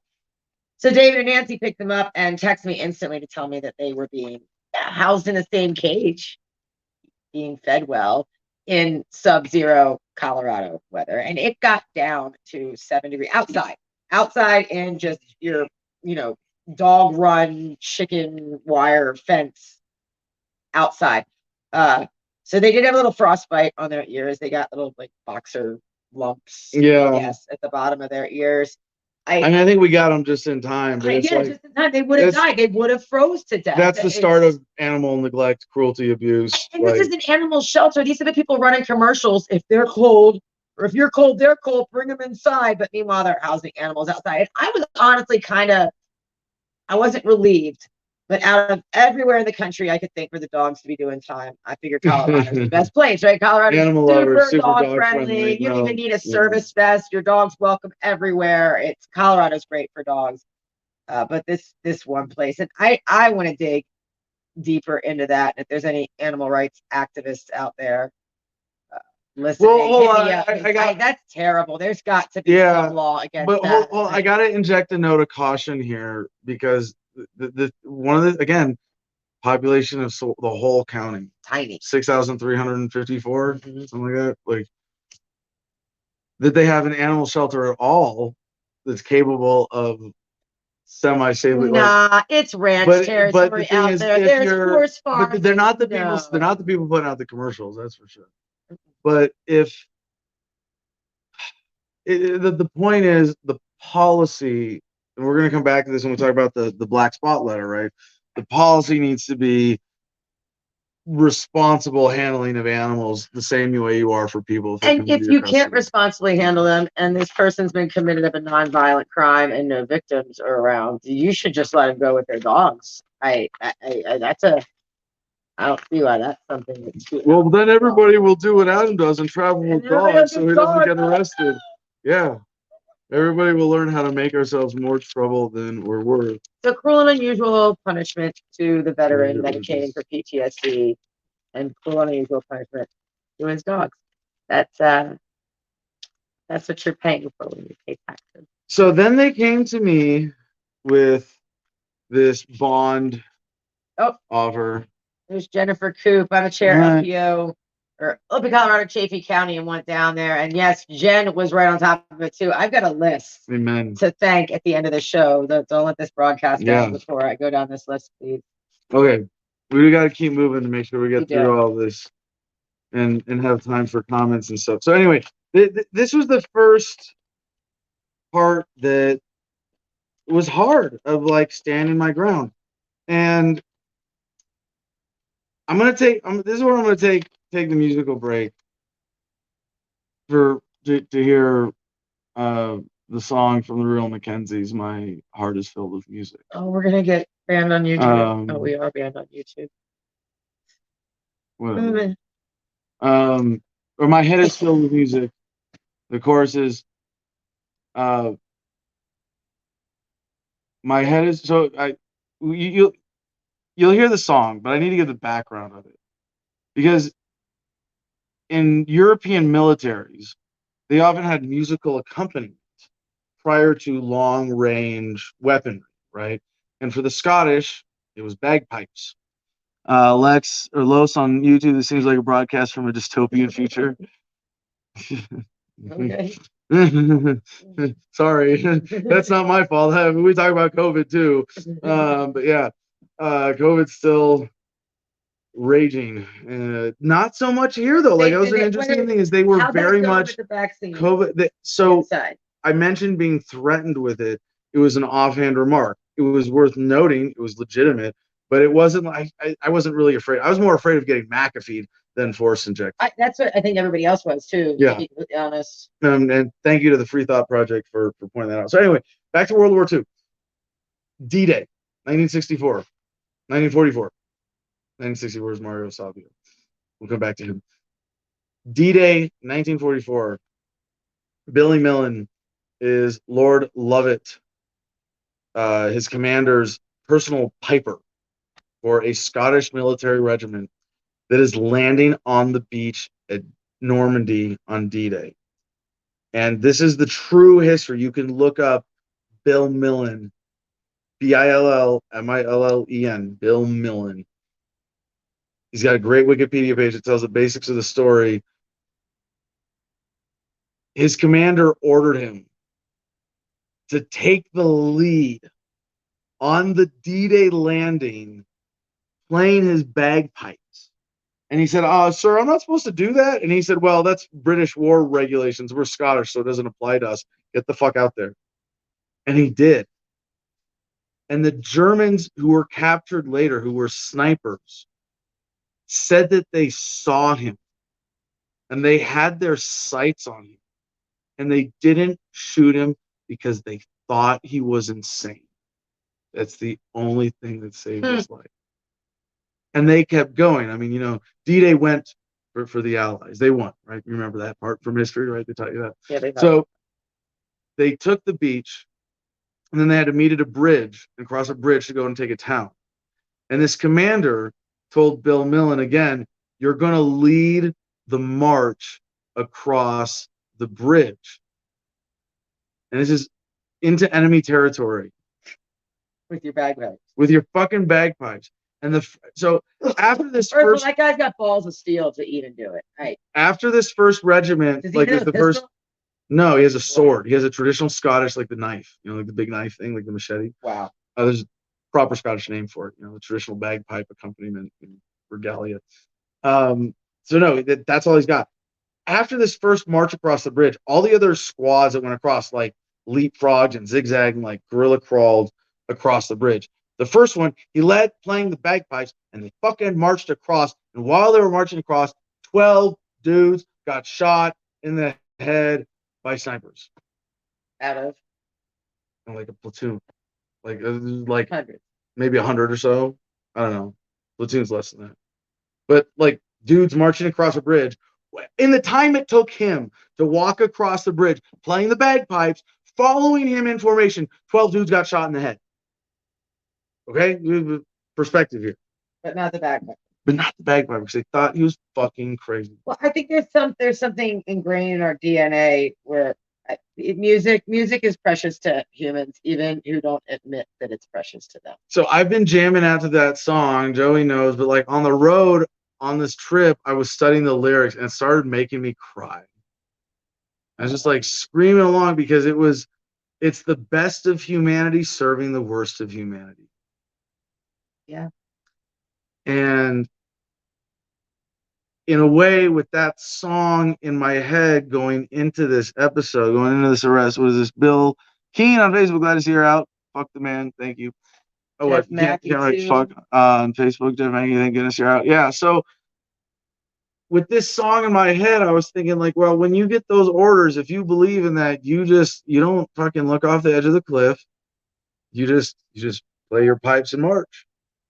And I thought like for myself, well, I'm gonna heed the call to principle, not orders. But like what is it for me?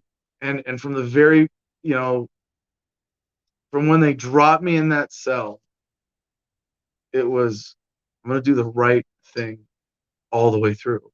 I'm gonna follow principle all the way through. I'm not gonna give a fucking inch.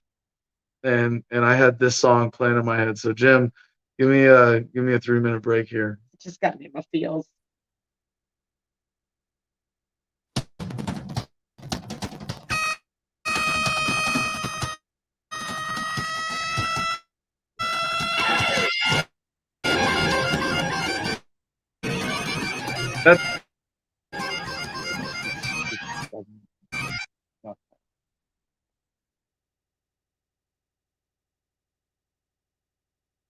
No, because it did that to your speech.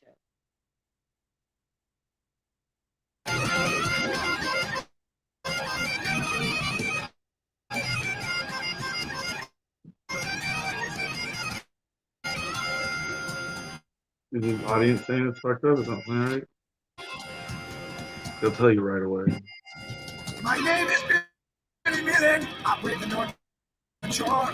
On this selfie street, guys, keeping 1944. If the comments aren't blowing up, it's just fuck. It's just Many my soldiers now got their annihilation all around. Mighty allies held their ground.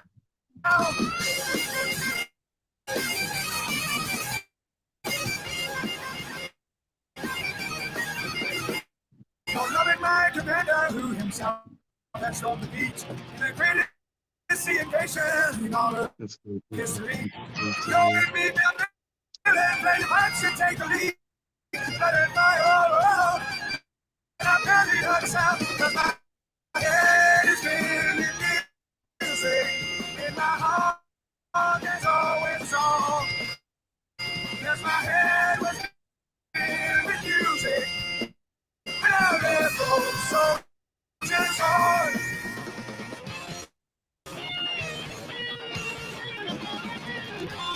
Yeah, cutting out.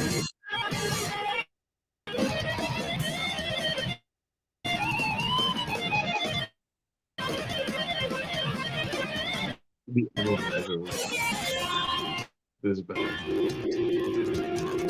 I came through the door and my German stopped in my eye. Feeling harder, like a race, encouraging the light. Took the beat to the bed, but my head did fall off. Through the night, we finally took the tower.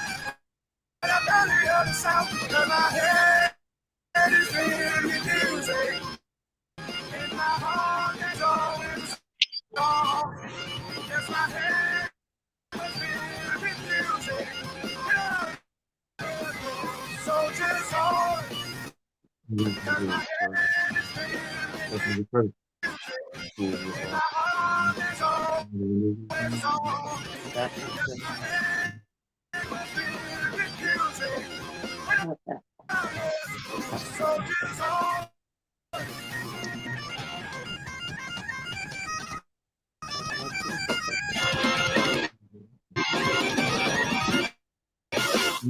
Hold up the thumb and Louise clip when you argue about Johnny. All right, so that was the song I had playing in my head that really motivated me through the next day. I think Saturday night was the night I was banging on the bunk half the night. Sunday night, it was all night. And then they came to my cell Monday morning and said, you got court. And I said, no, I don't. I said, no, I don't even remember what I said. I was like, no thanks. But the harder part. Oh, so back to the bail part. The bond. Saturday afternoon. They also gave me the cordless phone in the cell with Emily on the other line. Emily, the chair of Arizona LP and our longtime friend here. She Rock star. Yeah, did a great job. Oh my God. And you know, I Saved the didn't day. have any other way to get a message out at that point.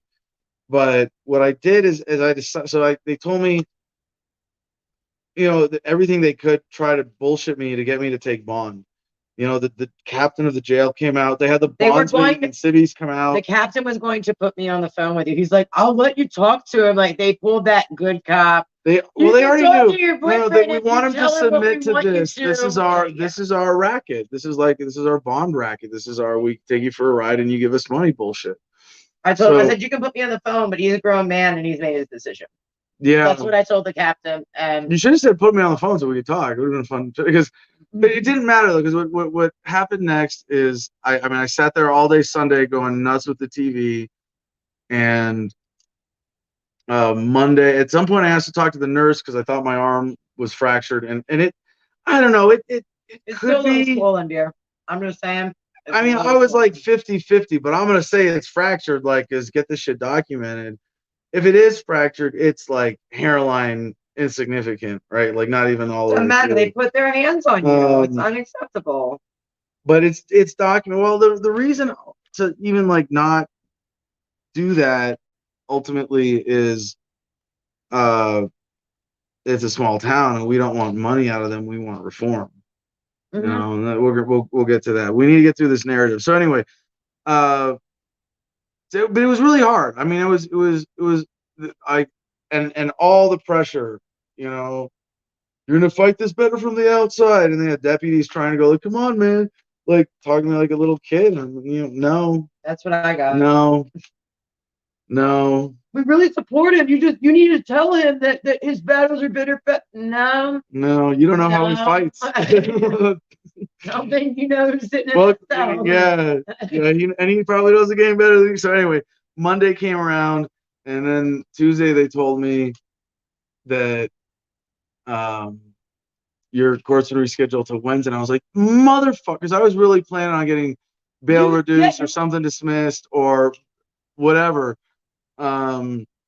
And I'm really glad it didn't go that way. But I didn't. I just said no. Like, do you want to go to court? Or hey, it's time for court. I said no, thanks. I'm not going. They can do it without me. Yeah, because the guard I was talking to, I think it was Chris Helsel at that point. He was cool. Deputy Kendra Adolph was also cool in dealing with just doing her best to take care of inmates in a shitty situation where they're super underfunded. Deputy Sloan, also very cool. So then, say that. yeah, and then so I started asking for pencil and paper, and I got this note or binder like note paper, and I wrote out this song or this letter to the judges, the one that you guys heard. I'm just gonna read through it, but I wrote this out and I read it over the phone to Joey, and she recorded and got out. And this was like my one communication post arrest, other than the conversation. But you know, I'm thinking, what are the signals I'm putting out? It's a very. I mean, I think about like jumping across a divide where like me and the Black Pearl and the girls, Thelma and Louise, were cruising along, and then all of a sudden we're separated and floating, and we don't know what's gonna happen. And then, oh my God, we come to the other side and we landed. We're all back together again, you know. It was in that space of like limited communication where you know you're hyper conscious of like what's getting out. Like so, I called my dad. I should point out I got my one phone call I actually made to my mom to get my dad's phone number because hers is the one I memorized. I knew that my dad was plugged into Telegram and would convey the message. So I got him to write a message to the Telegram group. That was Friday evening. So by Friday evening, Joey had that, at least my version of events through my Saturday dad. Morning. I was asleep. Okay, so that got you Saturday late, morning. yeah. Okay, thank you. So then the next communication was, or that gets out is, oh, he's declined bond. Oh, he's doing it on principle. And then I got to tell Emily, tell everybody to get their money back, or tell them send the money back. I don't want money for this. Like it's not right now. I don't need money. It's not a money fight. we might need help with logistics, but like right now, we did, and thank you everybody who denied their refund because I needed every bit of it. Traveling back, just that extra few. It was just a few $100s, right? It was like $500 we had that people said no, go ahead and keep it, and that was very appropriate. That's very helpful. So very much. Thank you. Yeah. So I'm gonna. So the first draft here in pencil. I mean, this shit was a bit. This is. I'll show you the pencil. I have the toothbrush. I have the spork. That's a big dangerous toothbrush for jail. Yeah. Well, look, there's a littler one. That's a safer toothbrush for jail. Because you can't make it a big this. You get sharpened and it really hurts somebody.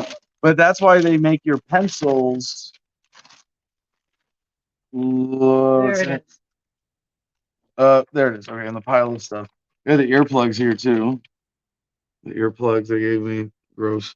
I kept my jail stuff too. It's this pencil though, and there's no way to sharpen. Like you can ask them to sharpen it, and wait like 3 hours. So I'm like, no, I'm sharpening this with my thumbnail, and pressing down on this paper. And there's no desk, so the room it's 6 by 9, pretty gross. There's a big grate up on one side. I was able to hang towels and washcloths and socks and stuff there to dry and put some things on the ledge.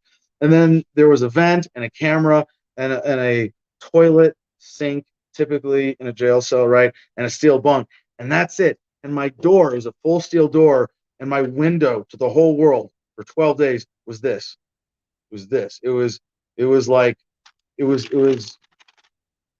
smaller, about the size of a piece of paper, maybe an inch or two bigger than that at most. But that was my edit with bars, and one bar missing in the middle so we could slide a food tray.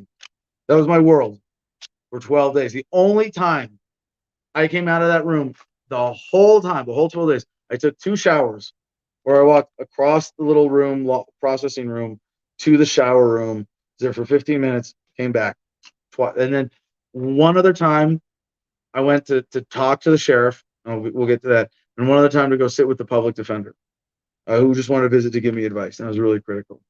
But that was it. Like I was out of the cell literally no more than an hour and 15 minutes. Oh no, one time I went to go to their library, which was a closet with 2 disastrous bookshelves. Oh my God, it was fucking. But I walked. We should get that. Out around the yard in my clothes with my blanket wrapped around my shoulders like a shawl and my hands cuffed. I refused to put on oranges the whole time. Yeah. They didn't really ask me to. They offered like kind of nicely. The reason I didn't shower before, I didn't want to play that game. I didn't want to figure out. I was like, nope, I'm staying here. No. But I didn't have any shower shoes either. They put me in there with. They're gross too. Socks. The socks I was wearing when I got arrested. It was really awesome getting arrested in fleece-lined pants because I could turn them inside out and roll them up and make a pillow. And then and my love T-shirt. And that was it. So I wrote out this letter in pencil, and I did 3 drafts. And the third draft, I'm gonna put this aside when we get through these documents. I think this was the final draft. Here we go. So December 15th, 2021 was Wednesday. So I retitled it I dated it for Wednesday court. And I wrote it and finalized it the night before. And basically, I was just begging for. I was like, don't I have a right as a pro se defendant to call for legal advice? That was my excuse. And so I called Joey. Fuck you. I'm pro se. Yeah, at some point you're gonna have to let me use the phone, and I can call whoever I want for legal advice. And if they record what I'm saying, tough shit. But they were like, that must have. That is why I want the story told that includes like their perspective. Like, what? How did he get that out? Like, wait, how is he making recordings from jail? You know, like, picture. Well, picture came later, but yeah. So this is to my judge, my friends, and my freedom family from this dark, dingy, solitary cell. I extend greetings of love, hope, and camaraderie to all who may read this. May you receive this letter in secure health and happiness, and in the spirit of joy with which it is written. We find ourselves in perilous times, but on the brink of a better world for all of us blessed to survive this era of upheaval. As for my circumstances, I have been stopped in my peaceful, righteous journey to deliver anti-suicide medicine to veterans for another government-induced, taxpayer-funded spiritual retreat. I've been told countless lies, separated from my truck, my property, my dogs, violated my Fourth Amendment rights, assaulted, injured, denied medical care, threatened with forced COVID vaccination, denied my PTSD medications. I did ask for cannabis. Put on a cycle for no reason, deliberately tortured. And by that, I mean like the other inmates turning up the TV. And it's not like the worst torture, but it was that the jail circumstance made it possible for them to go, oh, we're going to fuck with them with the TV volume. Falsely accused, threatened with more false charges, denied basic human rights, and kept from due process every step along the way. I've been thanked for my military service, making me wonder more and more why I enlisted, but less and less why we have a veteran suicide epidemic. Like a beautiful song, the words of Mario Savio from Berkeley in 1964 echo in my heart. There comes a time when the operation of the machine becomes so odious, makes you so sick at heart that you can't even passively take part. You've got to throw your body upon the gears and upon the levers and indicate to the people running it that if you're not free, the machine will be prevented from operating at all. While I am just one body caught in the gears against my will, with no hope of stopping anything alone, I would rather be here than standing to the side with a heart aching for every victim of this cruel machine. Who's growling? They're snoring. They're snoring. They're snoring. Oh. They're snoring. Is that the girls? The girls? It's Dutch. Thelma and Dutch. Wookie noise snoring. Keep snoring. Okay. I want to make sure it wasn't someone being aggressive or uncomfortable. That's some loud snoring. I assume my mic's not picking it up anyway. Anyway, I would rather be here than standing to the side with a heart aching for every victim of this cruel machine that is living on your knees. I would rather die on my feet. But if everyone stood up to injustice with just passive resistance, refusal of paid bond, and rejection of plea deals, the evil machine would grind to a halt and we could hang together, not separately. And I've thought about this for a long time, and there's a great tradition of civil disobedience in the United States throughout human history of challenging laws by passive resistance, civil disobedience, whatever you want to call it. And even in this modern era, the machine has become so burdened with bullshit that if you just did this, it would, if everybody just rejected plea deals, if that was your only point of resistance is reject plea deals, it would be a game changer.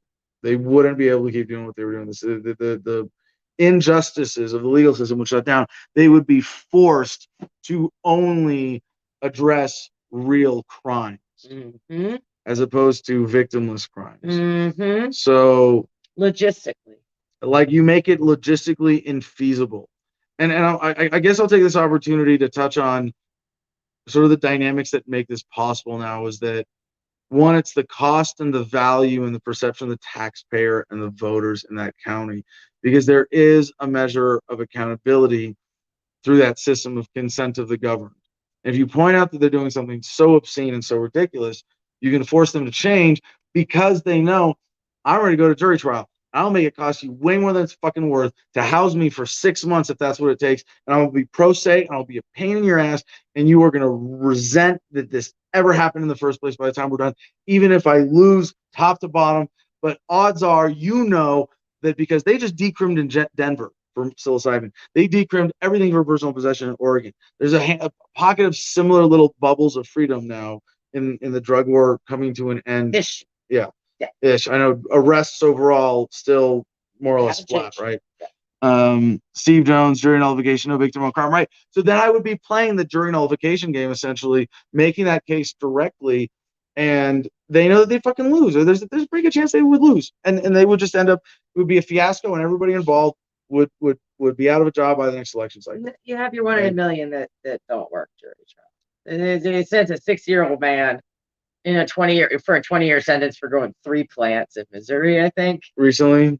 Yeah, like 2019. And then he died 3 months after they took him into custody from medical complications because he didn't have medicine. Yeah.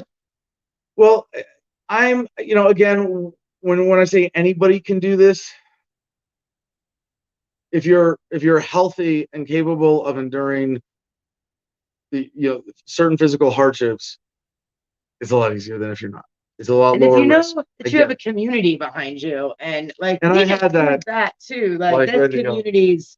We want to build this into HOMEFRONT Battle Buddies so everybody can have it. But I want to say this has been inspired by a lot of other civil disobedience activists, especially Ian Freeman as the symbolic leader, I think, of the general civil disobedience movement in the Free State Project in New Hampshire.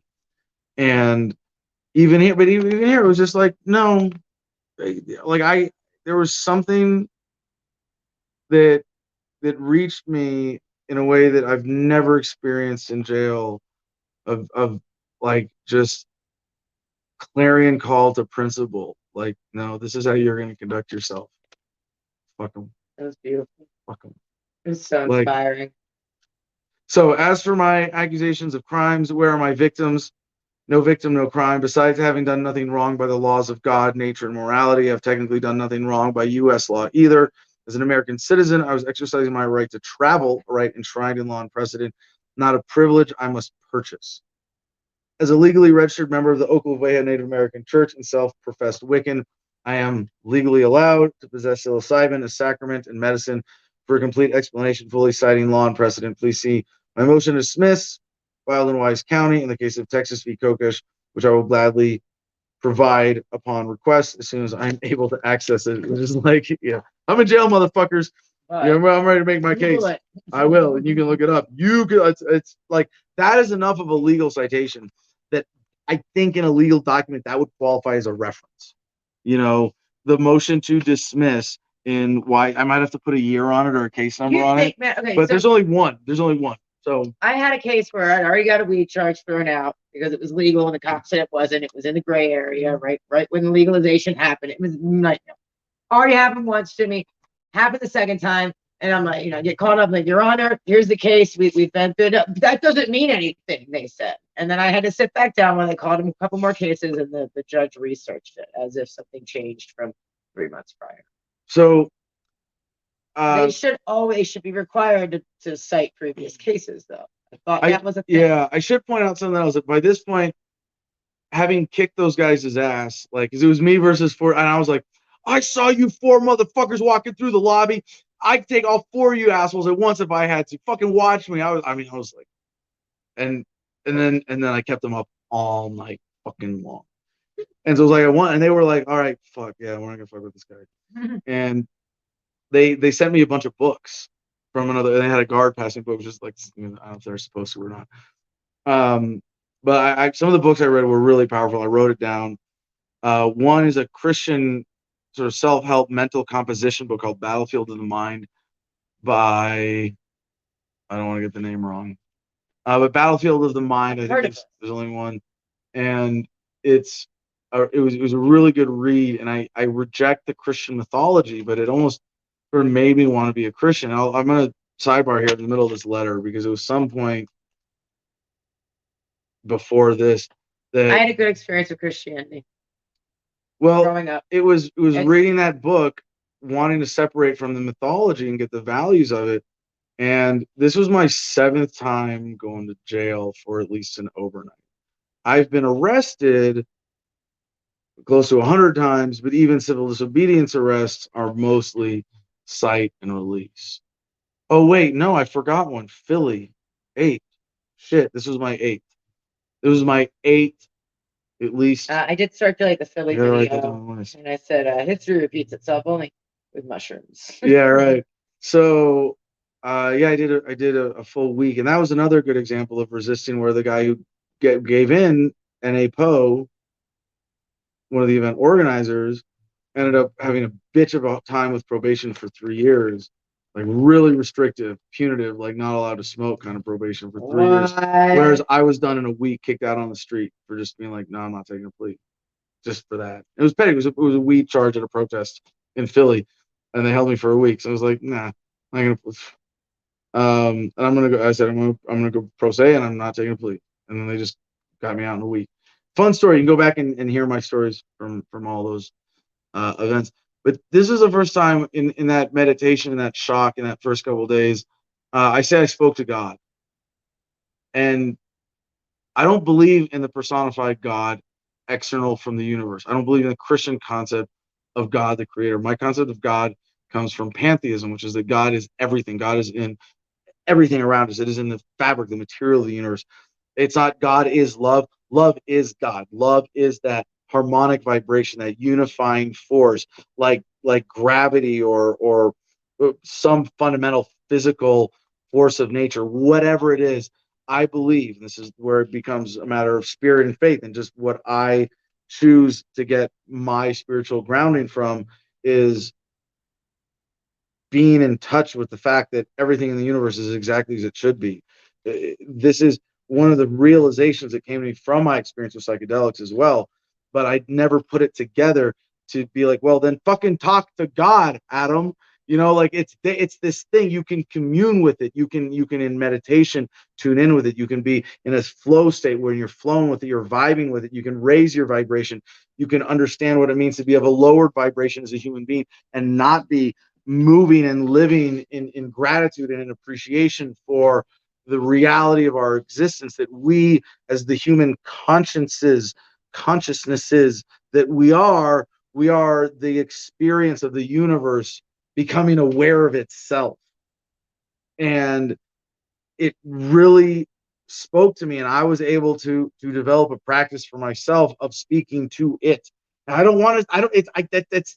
That's not the right language. I hope my explanation of the concept of God to me makes it clear that when I say I spoke to God, no, I didn't. Like, it's not like I in the car. No, it was I meditated and I tuned in and I felt the vibration, and it spoke to me in such a pure way that I was able to put myself in that state.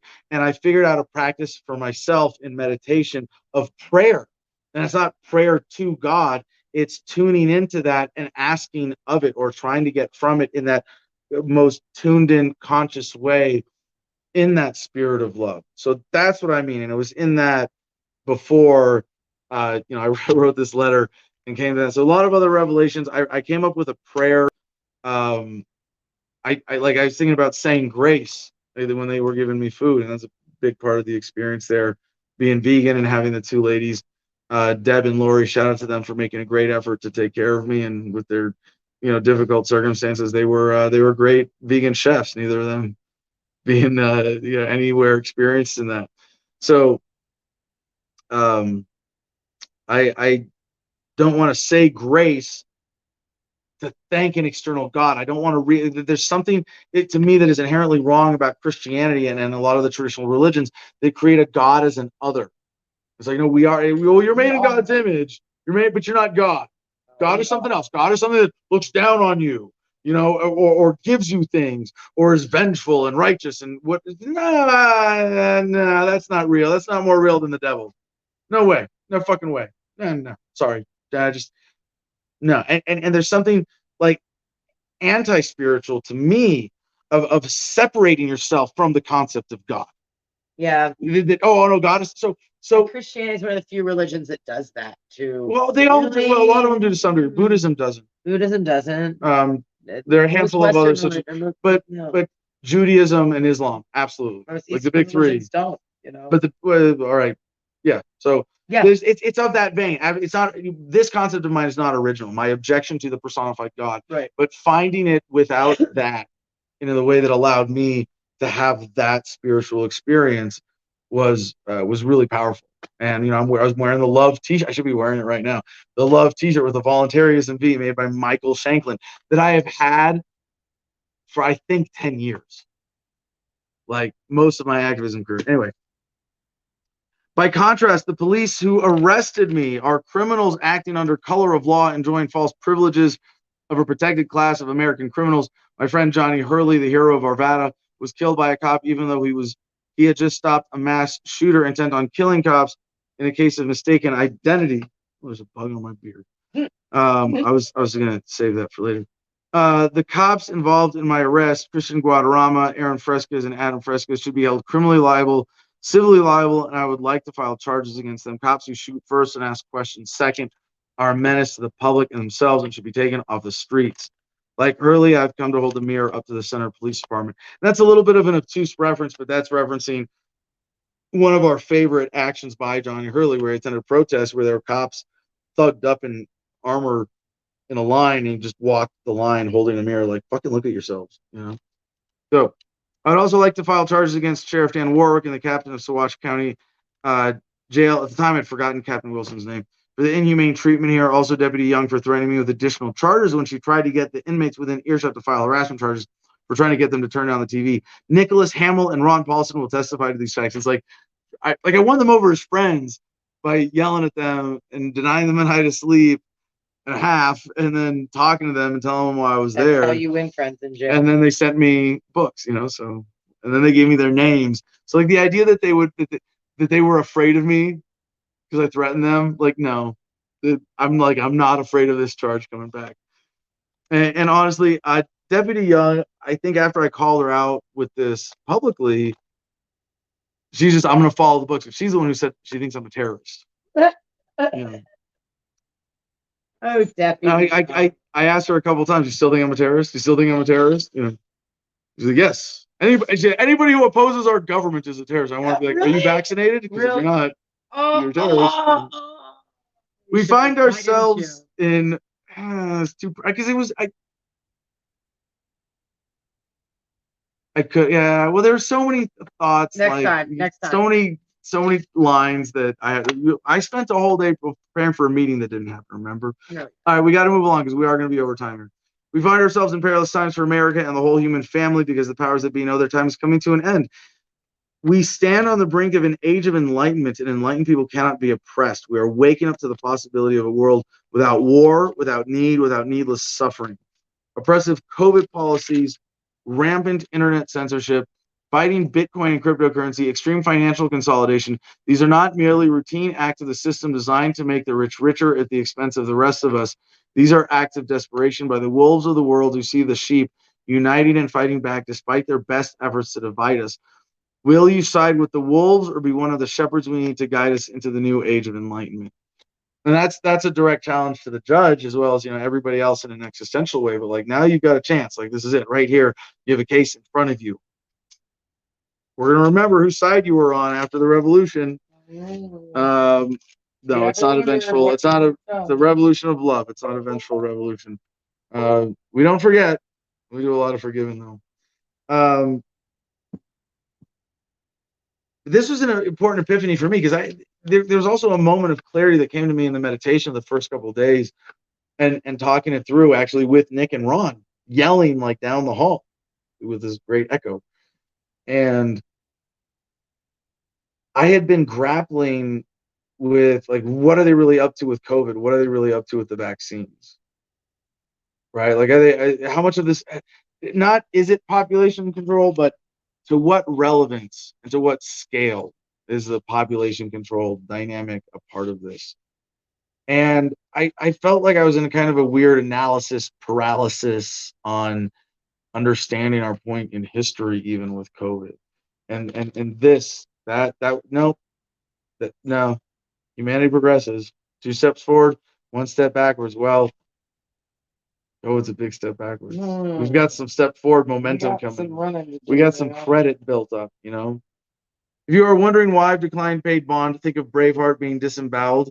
You only had to cry mercy to make it stop. You want my friends to buy my freedom for a petty $10,000? You want a plea? You want me to beg for mercy? I will never beg for your mercy. I will never plead with evil, but move ever more boldly against it. For humanity, for America, for justice, and for the 22 veterans who will commit suicide in the next 24 hours, I will cry until my last breath for nothing but freedom. Yours truly, Captain Freebeard. Captain Freebeard, friend of humanity, brother to freedom lovers, aka Adam Kokesh. I did sign with my legal name. I'm not like playing games or trying to avoid it. I'm superimposing my real life pirate cosplay onto the situation. As you should. AKA Adam Charles Kokesh, born February 1st, 1982, former Sergeant Marines. Like, yeah, I'm not hiding my identity. You know exactly who the fuck I am. And so I submitted that the morning of, and Deputy Helsel scanned it and put it in the judge's hands and sent it to the public defender's office. I know because public defender came and met with me on Friday. So Wednesday was my next court date, and I was expecting they're going to read the letter and go, God damn it, let's figure out a way. Okay, the judge must not have even read it, because on Wednesday, when you they said, oh, he's not coming. I'm not sure what his reservations are. I mean, if it's a COVID thing, we can do a virtual trial next Wednesday. And everybody watching the broadcast was like, no, she knew then. If that's what happened, then she knew because of the format. Hold on, because of the format of the letter, she doesn't have to respond. No. But that's where we get to the next part. So they said, but they told me, hey man, your course been rescheduled for Wednesday. And then they came at me with these two documents. Protection order, mandatory protection order pursuant to blah, blah, blah. And I found out later, this is a standard thing for Colorado for certain classes of criminals. Notice the defendant. Knowing violation of protection order is a crime. Violation subject to fines, 5,000. It's that shall not harass, molest, intimidate, retaliate against, or tamper with any witness to or victim of the act you are charged with committing. All those victims. Fuck you. Really? Okay. And then they it's not an arraignment, but what they call it, I believe here, is an advisement. And it's this. Like you have a right to a lawyer, you have the right to trial, right to remain silent, right to appeal, blah, blah, blah. And so they handed me these with a pen. So can you sign these? And then I'm like, well, I'm gonna have to read them first. And then they kept bugging me, and I was like, I haven't decided whether I'm gonna sign them yet. And I just was like, nah, but I just didn't sign them. And he's like, okay, well, your next court date's next Wednesday. I'm like, all right, we got a week to play. Good thing I got books. Next book, well, the first book I read actually was Over the Edge of the World by I forget who, but it's the story of Magellan and the first actual global voyage by sea. When this was early 1500s when they first proved the world was round, essentially. Remember Columbus, 1492, sailed the ocean blue, but Magellan actually made the first circumnavigation of the globe, and he didn't actually complete it. I mean, it's a really crazy, brutal history, but it inspired me a lot. There's people before that. Yeah. Well, no, actually, because they're natives who did a lot of travel in the South Pacific, but the Atlantic Ocean for transatlantic crossings requires much bigger ships. Totally. So like the odds of you get freak thing, calm sea, someone at some point probably, but this was the first documented or provable, verifiable. And what's interesting is Magellan had a slave who had come from the Philippines to Spain and then went with the trip back around to the Philippines, and he was technically the first one to have a circumnavigation of the globe documented. And then Magellan died, and then one of his 5 boats in the Armada made it back to Spain. So then I read, I was reading that. I was inspired by it, and Battlefield of the Mind, and they gave me some dumb Western bullshit thing I avoided, and Game of Thrones book 3. Nice. I read like half of it, and then I realized like this is just trash. Stupid. Wasting my brain space. I don't want to read it. I read a great book in jail on psychedelics, actually, and reached out to the author when I got out, who is great friends with me on Facebook now, and actually wrote you a letter to the judge personally from through all this call to action that was happening while you were gone. I wrote out the lyrics of Billy Millen of My Heart's Filled with Music so I could sing it to the ladies across the hall. So that's what that page is. I wrote down my list of times I'd been arrested and forgot Philly. Thought this was my 7th. It was my 8th. So this will be fun. I have like all my notes for my spiritual enlightenment. The list of the books that I read, and this bunch of fun to do list. Yeah. So but we're gonna come back to that. We'll come back to it when I actually got it. When we got it back. So I wrote out my prayer, my 7 points. So about the prayer, I wrote a prayer, and it evolved out of my ritual stretch that I started every workout with, of reaching up and left, right, and back and forward. Instead of saying grace, I want to worship my food. Yeah. Like actually acknowledge and imbue with sacred energy that which I'm about to consume. And it was a really cool ritual. It's a stretch, like so. It's there's a seated version. If you want to be subtle at a restaurant, you start in prayer, palms up to be receiving, palms to the ground to touch the ground and be in touch with where the food comes from, and then stretch to the back to remember where we've come from, left and right of where we're. What? You smell that? Is that more than a dog fart? Did someone throw? And then forward. It's just a dog fart, dear. No. All right. Did somebody throw up? Maybe too rich food. Our dog has been stressed. Is this the can smelling? No, I think it's a dog fart. I thought it was Dogs. dog food. We worship dog farts now. That's my religion. But no, I was thinking, Bob or Ziggy Marley, love is my religion, and it's like, yeah. Erica Creech says you look like an Old Testament prophet, not a terrorist. So it's good that you're. That's the idea. But they call Jesus a terrorist. Right. Moses. So anyway, I think the next step. I mean, there's more of the story, and I want to kind of skip over as much as I can.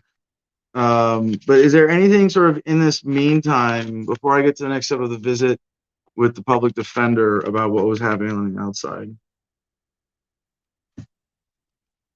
No, we're not next week yet, right? Yeah, we are. So it was Wednesday. Remember Wednesday? The first one. Okay, the first Wednesday we had court, and they said, "Oh, you have court the next Wednesday." So, I have like this all was leading up to the meeting that didn't happen, but the sort of framing was set. Wednesday, I don't go to court. I send in this "fuck you" letter, and then and they go, "Well, we'll just wait till next week." And the whole time I'm in there going like, all right, you fuckers are going to take care of me then. And I started getting confidence in my food. That's what everybody thought you were getting out, actually.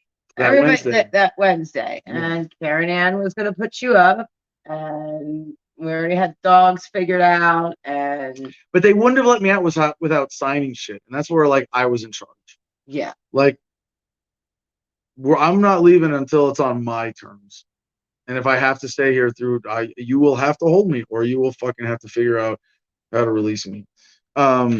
So John Hogue, a public defender, was so inspired by the letter that they sent it to the public defender's office too, because they're trying to push a public defender on me too, because if you're pro se, you might be erratic and waste our time and be oh my God. So you better have a public defender. But he was really cool, and he totally respected me going pro se. He said, "What's your plan here? Do you know what you're doing?" And I said, "You remember that part in Pirates of the Caribbean where Captain Jack Sparrow steals that big ship that he can't get away with because they have a faster ship right there, and they pull up on the faster ship and they all get out to get him, and then he swings down from the top rope onto the faster ship and sails away on that, and one of the British officers is looking at his other officer going, do you think he plans it out or just makes it up as he goes along?" It's like, and he was like, "You've answered my question, sir." And then I went into like all my plan options.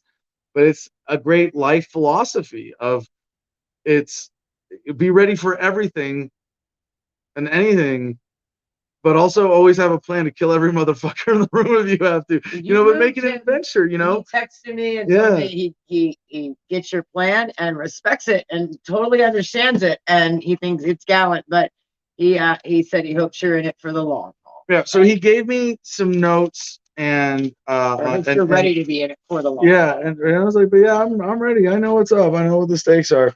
And so I have in here somewhere my notes from meeting with him on the back of one of these, and he gave me another piece of paper that had Mr. Payne, the actual district attorney's information on it, and he told me about Rule 16 of Colorado Criminal Code and reminded me of a few procedural strategy points that led me to my next play, which was to submit a motion to dismiss. And I want to make sure I'm not missing any events in my notes here. Sounds like a 3-hour episode. No, we got to wrap this up.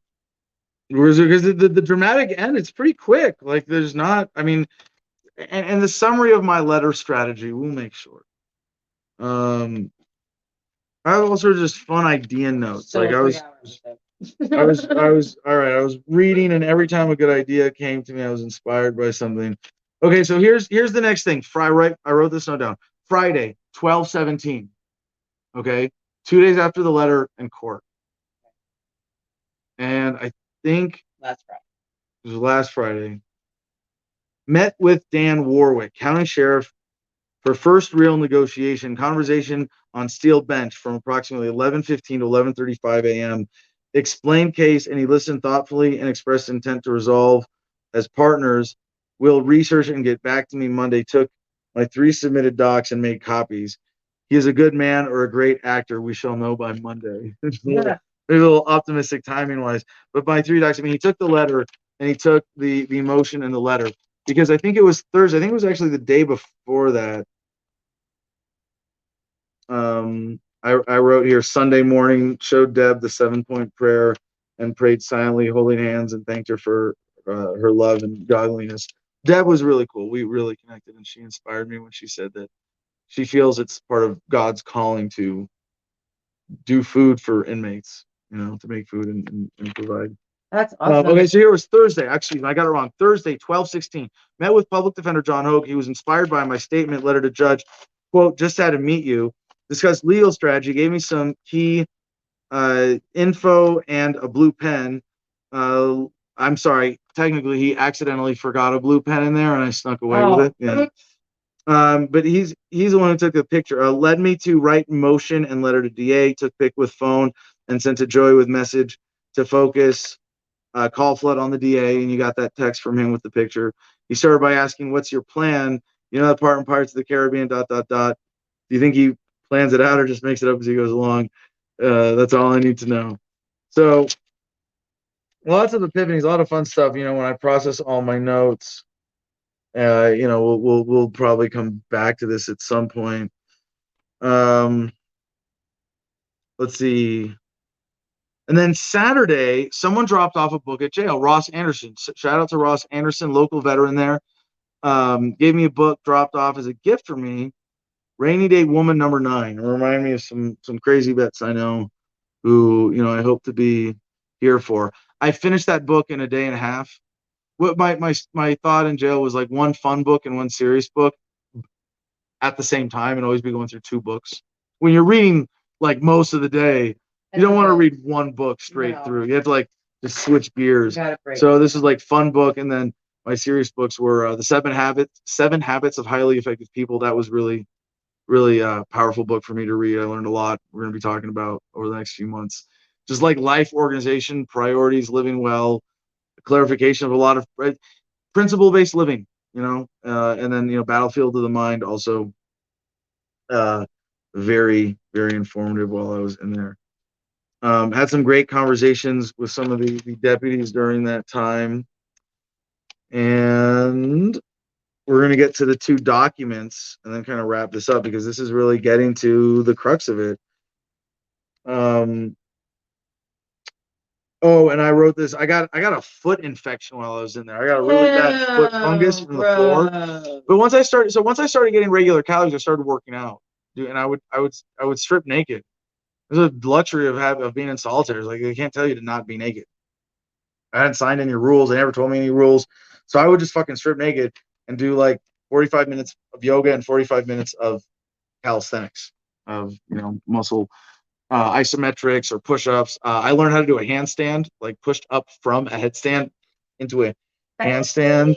Worked on my yoga technique. It was a daily ritual after a while, and it was really good. So then the nurse came out. I got the full meeting with her on Monday. She was really cool, and every time I'm getting more of a sense of how just organizationally fucked up the jail itself is. It's kind of sucked for them working there too. Yeah, and just how shitty it really is. Anyway, the song I rewrote, Yo Ho, Pirate's Life for Me.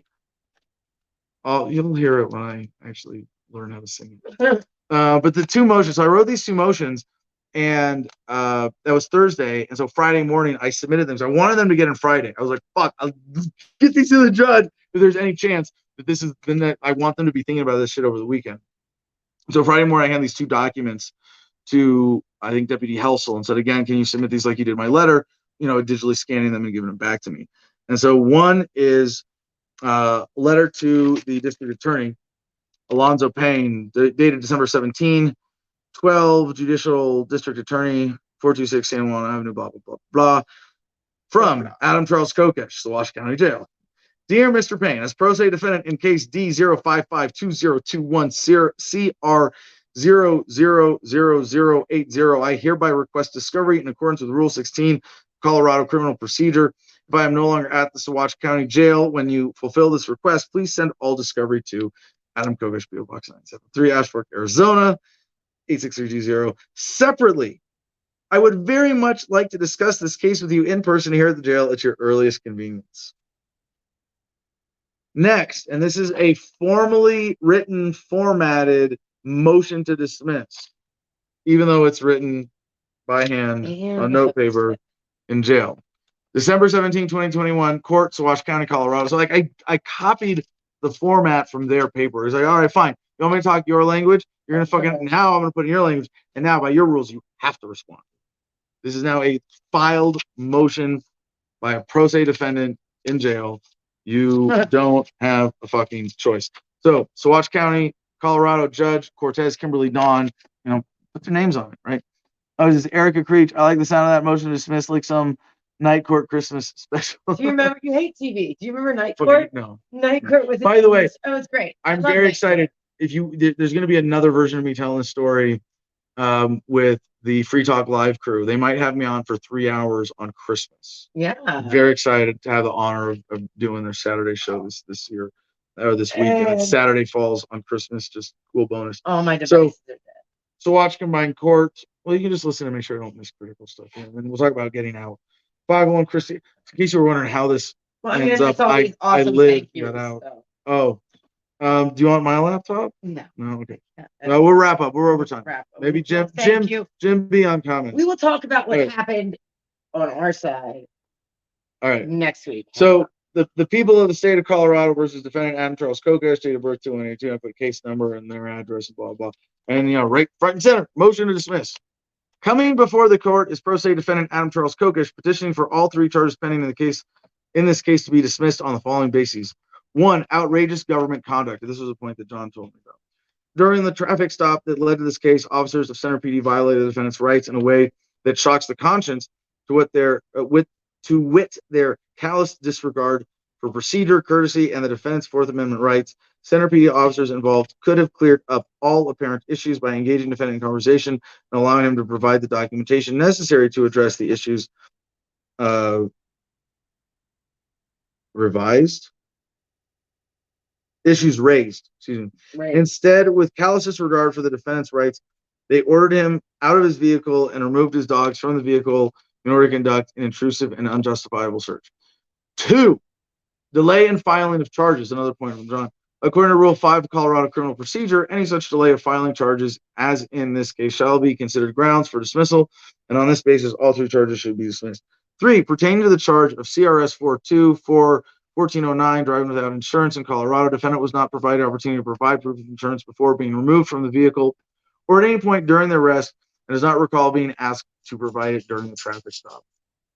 Point 4, pertaining to the charge of CRS 18-18-405BA, defendant claims legal right to possess psilocybin as a registered card-carrying member of the Oak Cliff Way Native American Church and self-proclaimed Wiccan. Defendant was separated from his wallet with his ONAC card, that's Oak Cliff Way Native American Church, before being able to present it or even being made aware of this charge. For a complete legal explanation that he would provide, and defendant would provide himself if not currently incarcerated, please see the motion to dismiss in the case of Texas v. Kokesh filed in Wise County, Texas. Humbly submitted for your consideration. Adam Charles Kokesh. This might be the rough draft, actually. The final draft was a little better, I think. So anyway, that was what I filed Friday, December 17th, and then the sheriff came and talked to me, and I said when our conversation ended, well, I will pray that over the weekend that God speaks the spirit of justice into your heart and gives you the strength to do the right thing. And then Monday afternoon, Captain Dan Wilson came to the cell to say, that meeting you want, we're going to have a meeting, not sure when, but the next day or two, you, me, and the sheriff and the DA. We're going to sit down. We're going to figure this out. I was like, wow, very much. I actually saluted him. I'm that much of a dork. It was like reflexive. Like, okay. Dork. He appreciated it. Cops like that stuff. Well, and again, part of the experience for me is seeing that a lot of them are well-intentioned and just very misguided at that level. Yeah, I can't. I mean, and a lot of them were open to me going like, is this really the best embodiment of your desire to help people? Yeah. Like, no, I don't think so. So then Tuesday. So that he tells me that Monday afternoon, I immediately start preparing notes. This is my second draft of my notes to prepare for the meeting. It's got all my strategy, my dumb jokes to open up, all my criticisms of the jail, like basically making the point, if you're subjecting inmates to sleep deprivation and letting them watch TV all day and giving them bad food and then junk food commentary on top of it, you're taking the worst members of your community, allegedly people who are a hazard in your community, and you're making them worse. Yeah. Sleep deprivation, low impulse control, more inclination to violence, crankiness, anger, etc., etc. So you're taking people in a shitty situation with behavioral issues, putting them in a situation almost guaranteed to make their behavioral issues worse, and then turn them back into society. By your state fucking purposes, it would be better if you just didn't put anybody in this jail. Just shut it down. So every jail does the sleep deprivation thing. It's because they can control you. You're lower energy. It's more submissive. You're more pliable. You're less confident. If you don't have confidence in your principles and your understanding of the system that I hope you have now gotten from everything that we've talked about so far. Those are my other notes from meeting with John. You had lights on the whole time too, didn't you? Yeah, lights on 24/7. Dim, bright, but yeah, lights on. It's a different kind of mind fuck. Sure. And I'm not the best for that. Like, I'm good for the physical shit. I mean, the biggest consequence is that I'm without my propecia. My hair grows a little thinner on top, being malnourished for 12 days. And it was the stress of it, though. Well, like, I wasn't that zen. I did Wim Hof breathing exercises that helped when I had nothing else to do. And as part of my workout routine, I did the very simple Wim Hof breath hold practice. There are dudes and women out there who are way more capable of dealing with the psychological hardship of this gracefully. I think I'm top notch for the physical stuff. I got health, physical momentum. I can deal with a lot of shitty food. I can work out and have great body consciousness in stressful situations. That's a skill that you don't get through Marine Corps boot camp without, certain, being able to tough it out and grit it out. Absolutely. I got that. And I've got, I think, a great understanding of the civil disobedience and the risks and the liabilities with every play along the way. And I understand how the system works better than them. I mean, part of the satisfaction of all this was just like being told over and over again, that's not how the system works, sir. Well, I guess we're going to have to make an exception for you. That's not how the system works, sir. Well, I guess we're going to have to make an exception for you. That's not how the system works, Mr. Kokesh. Fucking watch me. Sure. And so I was really shocked then. The very next day, Tuesday, I'm spending all day. I'm in my cell. I'm reading 7 Habits and making notes and revising my notes for this meeting and like ready to go in and kill them with kindness and still be able to be like, well, to the extent that you're being confrontational, here's what I got. Here are my cards. I got cards to play that I'm not even going to talk about on this podcast because I know they're watching. I've got plays related to this that you don't need, but fun stuff that makes you more effective, advanced moves, so to speak, like how exactly I held onto the bench. There's some physicality involved in that. But like I said, in the way that, anybody can do this. Yeah, anybody can do it. So the next day, they came to my cell, and when I'm all fucking geared up, going like, it's 4:00. When are we doing this meeting? I know they're not going to stay late after work for this. Deputy Chris Elso comes to my cell and goes, you're leaving. And puts these pieces of paper in the cell, and it's an order from the court. And Swatch Court, County Court, Swatch County, Colorado. Got all the official headings and the name and the case. It says date filed December 21st, 3:21 p.m. This matter comes before the court upon the prosecution's motion to advise the court that formal charges will not be filed on December 22nd, 2021. The court being fully advised on the premises and finding that cause exists to grant the prosecution's motion, hereby orders the prosecution's motion is granted. Case dismissed without prejudice, and defendant is to be released forthwith. Now, it's not the best because it should be with prejudice, which is that we're never going to bring the case back. Without prejudice means they're hypothetically trying to, hang this over my head for, they could bring the charges back whenever they want. That's not going to happen. We're not going to let that happen. If they do, they know it's a losing proposition for them again. So I'm not really worried about that. But one of the things that I want to do now is pursue filing charges, but not for the sake of getting money out of this, because, like I said, it's a small county. It's a tiny town. It's Center, Colorado. I don't want the taxpayers on the hook for that shit. But in a sense, they are for allowing this to happen. I mean, in that sense, they are responsible. I don't want that. It's that's not fair though. It hurts the people more. So anyway, but we'll come back to that. Back to the story. So then I'm like, I tell them, well, I might not be leaving yet. If they don't tell me that I got my truck and I don't have to pay for bullshit to get it out, then I'm not leaving. So Sergeant Brubaker, the first guy who brought me in, comes in and says, all right, Adam, we're giving you a courtesy ride. I'm going to take you to go get your truck. And I'm like, for free? And I was like, and he looked at me and he said, have I lied to you yet? And I really didn't know whether to trust him at that point, because like I said, I was giving up my last point of leverage of staying in the jail. And I took his word for it. All right, we got to let one of these other puppies out. Who needs to go out? Is someone locked in? Dutch, you want to go see mommy? Okay. Sorry for the interruption, everybody. Zoe, Dutch is coming out too. And Thelma out. Everybody out. Okay. All right. Whiny dogs. Oh, it's good to be home with the puppies, though. I realize I miss them. And Gardenia, and I miss Joey.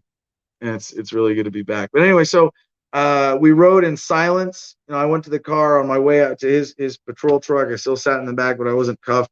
They let me just take my stuff out of the cell, my bag of goodies, and sat in the back in silence. We rode to a gas station where an unmarked vehicle from Center Police Department gave him a box of my stuff that they had, which was like they took my baboon skull, which I bought just as decoration for the cabin at a taxidermist. Just goofy little thing I wanted in the cabin here. And I took my silver coins and gave those back, and a few other little things, my passport. It was weird. But then I got my truck and it was tossed.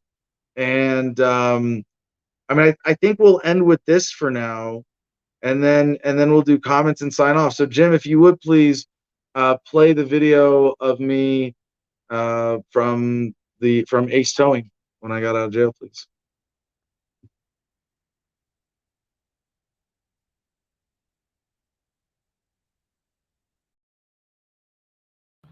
Hey everybody, this is Adam Kokesh, aka Adam versus the Man, aka Captain Freebeard, no longer residing in Saguache County Jail, coming to you from Ace Towing in Monte Vista, Colorado. Proud to say, I fought the law and I won. Case dismissed. No charges to be filed. However, there are some very important follow-ups to this case from Friday, December 10th. Excuse me. I've spent the last 12 days straight with very few minutes outside of my cell in a 6-foot by 9-foot room, solitary confinement for another government-induced, taxpayer-funded spiritual retreat. And I want to say first, thank you to the people with the Saguache County Sheriff's Department, including Sheriff Dan Warwick, Captain Wilson, and too many guards to mention at the Saguache County Jail for their role in making sure that at least the first primary step in justice here was done. For those of you not familiar with this case, and yes, forgive me, I'm dealing with significant sleep deprivation and a little bit of, consequences of jail cuisine. But thank you to the wonderful chefs there, Lori and Deb, for helping me maintain a perfect vegan diet while I was there. I was on December 10th pulled over for not having a license plate on my Ford F-150 here. And ended up getting, the typical, maybe not typical, but the full rundown from law enforcement of taking the vehicle apart, fully searched, and it's still a bit torn up. You can see messes inside, messes in the back, a little bit of damage. Who knows? We've yet to do the full assessment. It's a little dark here. Currently, I am waiting for GI Mary Jane to come meet me here with my dogs, Thelma and Louise, and unfortunately, they had it worse than I did, even though they were only locked up for the weekend, as they were left outside and got frostbite on their ears and actually have some damage from that as a result of that. So, from a system that abuses people, we shouldn't be surprised that they also abuse animals. But my charges were in two categories. One, for not complying with the vehicle code, so to speak. As many of you know, I drive without a license and without a plate on my truck, and that was why I was pulled over. No plate. I don't know. Yeah, there it is. No plate.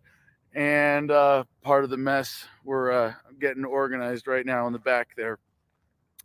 And having beaten those charges related to the traffic violations or the vehicle violations, so to speak, I feel very, very vindicated in successfully asserting my right as an American to travel without having to pay for that, as if that right were merely a privilege.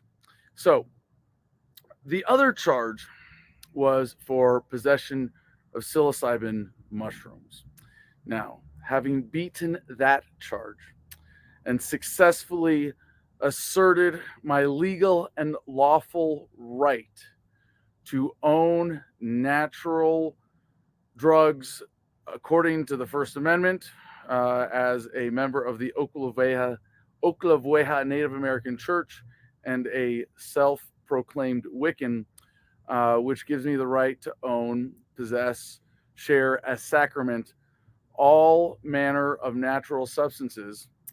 I am very happy to announce that in Gardenia, at our homestead, I will be growing psilocybin mushrooms and distributing them freely, giving them away to veterans as part of our Homefront Battle Buddies programs there. So if you want to be a part of that, please send me an email, drop me a line, adam@thefreedomline.com. Now, a big part of this case for me was putting some dangerous cops in their place, cops who like to shoot first and ask questions later. And it is because of cops like that that our friend Johnny Hurley, the hero of Arvada, is no longer with us. On my way, when this happened, I was on my way home to Arizona from visiting the site of the shooting and in Old Town Arvada. And I was very motivated by our friend Johnny Hurley's heroic actions.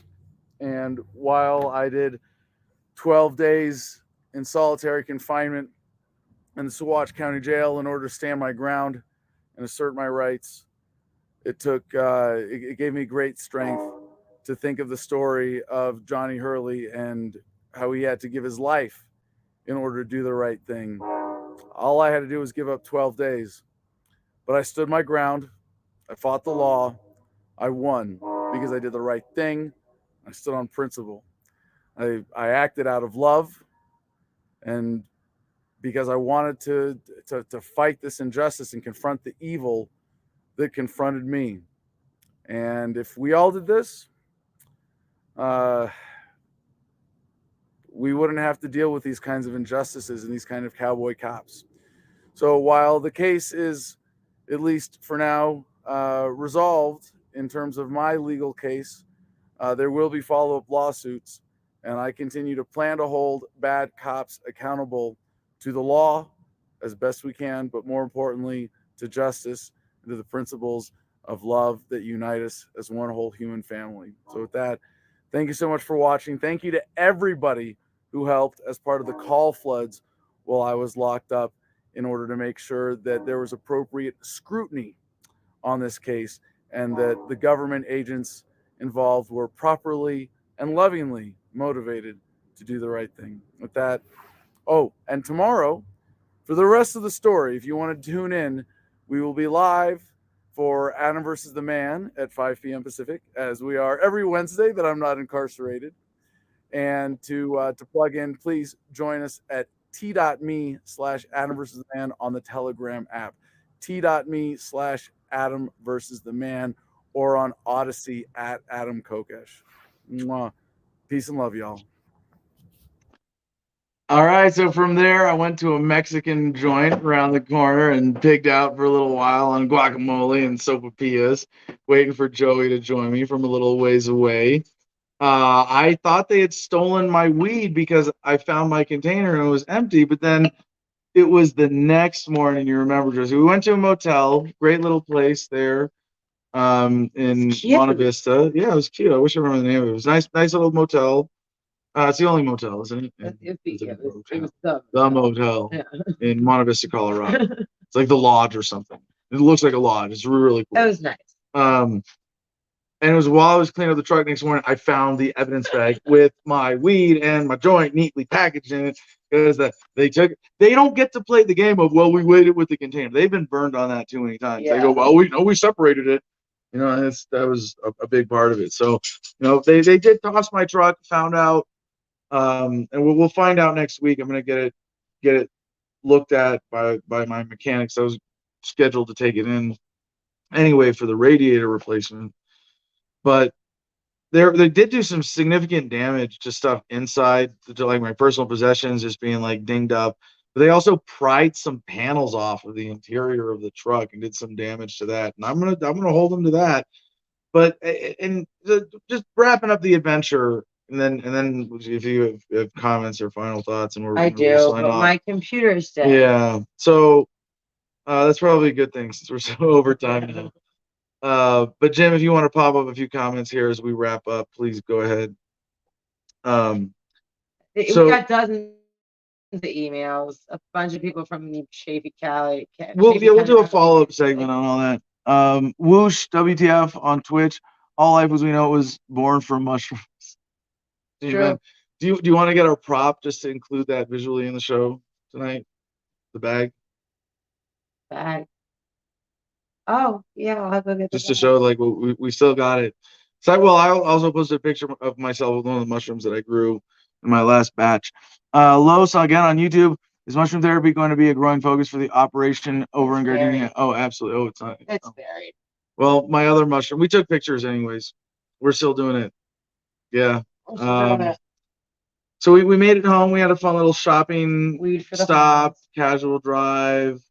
Yeah, we're gonna be giving out weed again on Christmas. If anybody in the area wants to drive up. Seriously, we don't observe Christmas, Joey and I, and nobody in our like circle here or practical families. Like I've done Christmas with families. They're doing their thing. I did Christmas for my son. But this year it's just me and Joey hanging out here. So if anybody's not doing Christmas, to be a lonely Jew on Christmas, yeah, but we'll be at least doing a cannabis giveaway at the gate to Juniper Wood Ranch here. Joey Joy on Facebook, mushrooms save lives. Indeed. And that was a big part of it for me in the matrix of, is this worth it? Because like there's one other part of the story like I left out, but like that second night I was in there, I went all the way to the dark side of giving up, which for me was, you know what, when I get out of here, whatever this, It's not worth it. I don't really care about this county. I made my stand. Let me manage my liability for my own self-interest and get out of here.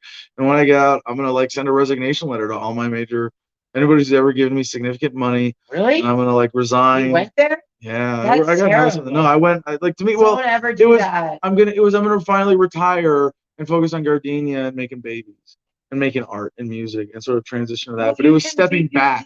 Why I can't do you want to have do both? right. No, I do, and that's part of my plan. And again, reading Seven Habits. I think being able to homesteading more- and battle more buddies organized. is an incredible focus for this next chapter of activism. Well, no, I mean, Like, why for can't there be a everybody. Renaissance man? Well, no, you think about it.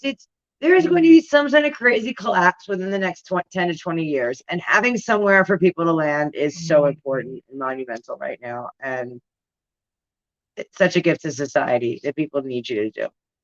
I'll say it because a bunch of people said it to me while you were locked up. Adam just needs to get out there and focus on making gardenia safe, and because everybody needs somewhere to land. It is in and of itself its own form of activism. Yeah, but I can still show people how to stand up when and that's important. And that's the thing. One other thing we're talking about the narrative while it's fresh is like how this happened. And we were joking earlier. Well, if you live like a pirate, you live like a fucking free human being. Your entire life is a constant Fourth Amendment audit.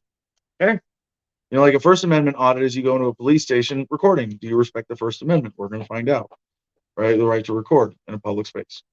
Simple as that. And then it's like if you always have some kind of contraband on you, anytime and you're confident enough in your behavior that you never give them an excuse, probable cause to actually violate your rights. It's a continuous Fourth Amendment audit. Fuck you. You want to get me for mushrooms? You're gonna have to violate my Fourth Amendment rights, and I'm gonna beat the case. I'm gonna beat your ass with it. I'm gonna like metaphorically beat you over the head with this thing. People don't know their rights, and being raised by a police officer, I do, and took for granted that most people like, no. don't. I got pulled over on the way home, and nothing happened. In contrast to yours, I didn't even get a piece of paper. Remember? Yeah. Yeah. But much different. But no, a lot of people, they don't know. They think they have to submit to everything. And that's terrifying, especially when it's taxpayer funded schools not teaching you your basic rights that should be right up there with the alphabet and simple math. So let me lay out my next play, my last because I this is like the turning of this. And remember, like this is where I got the lawsuit in New Orleans for refusal to show ID, and that might become a Supreme Court case. It's on its way up the chain right now. I'm very excited about that. But this as just a successful assertion of, right to travel as a right, not a privilege, and right to possess cannabis as sacrament medicine because it's a basic human fucking right. Fuck you. Like, yeah, it's psilocybin. It's a victimless crime. You can't justify danger in any way associated with it. Fuck you. You're the criminals here. So I've got all sorts of potential lawsuits, civil rights lawsuits, criminal lawsuits, property damage, time loss, dog stress, the dog's suffering, my actual physical injuries, even if it's just a bruise. And actually I got my high blood pressure documented when the nurse came in Monday. It was off the charts, and it was partly because they were giving me coffee, but also just the stress of I'm listening to fucking TV all day. The whole thing. And by the way, my friend John McAfee was just murdered in jail, and Johnny Hurley was just killed by cops. Like, so yeah, I'm kind of like in battle mode here. I'm sitting and I turned into scholar athlete mode, and I'm like reading books and taking notes all day, and then doing a workout in the evening. But it was still, and I couldn't sleep, and it was my hip bones. Thin mattress. Yeah. And it was like literally tossing and turning, and my shoulder, and it's just like literally tossing and turning, just like, okay, I'm gonna doze off until the pain wakes me up, and then I'm gonna flip over and then do it again. And I figured out some tricks after a while, and it got reasonable, but you shouldn't have to. I put clothes and other towels under. I made a pad. Yeah, I did things with books and tucking my blankets in a specific way and making pillows with my that hip bone thing's the worst. Rolling up pants and socks and stuff.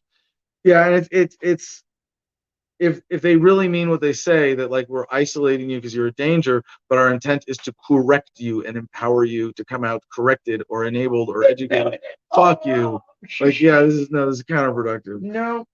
So what I want to do, and I'm weighing this out. And if you guys have input on this, and this is when we do this, really, we're gonna do one more smoke weed every day and hear from Jim and any other last comments and wrap this up before we get to 3 hours.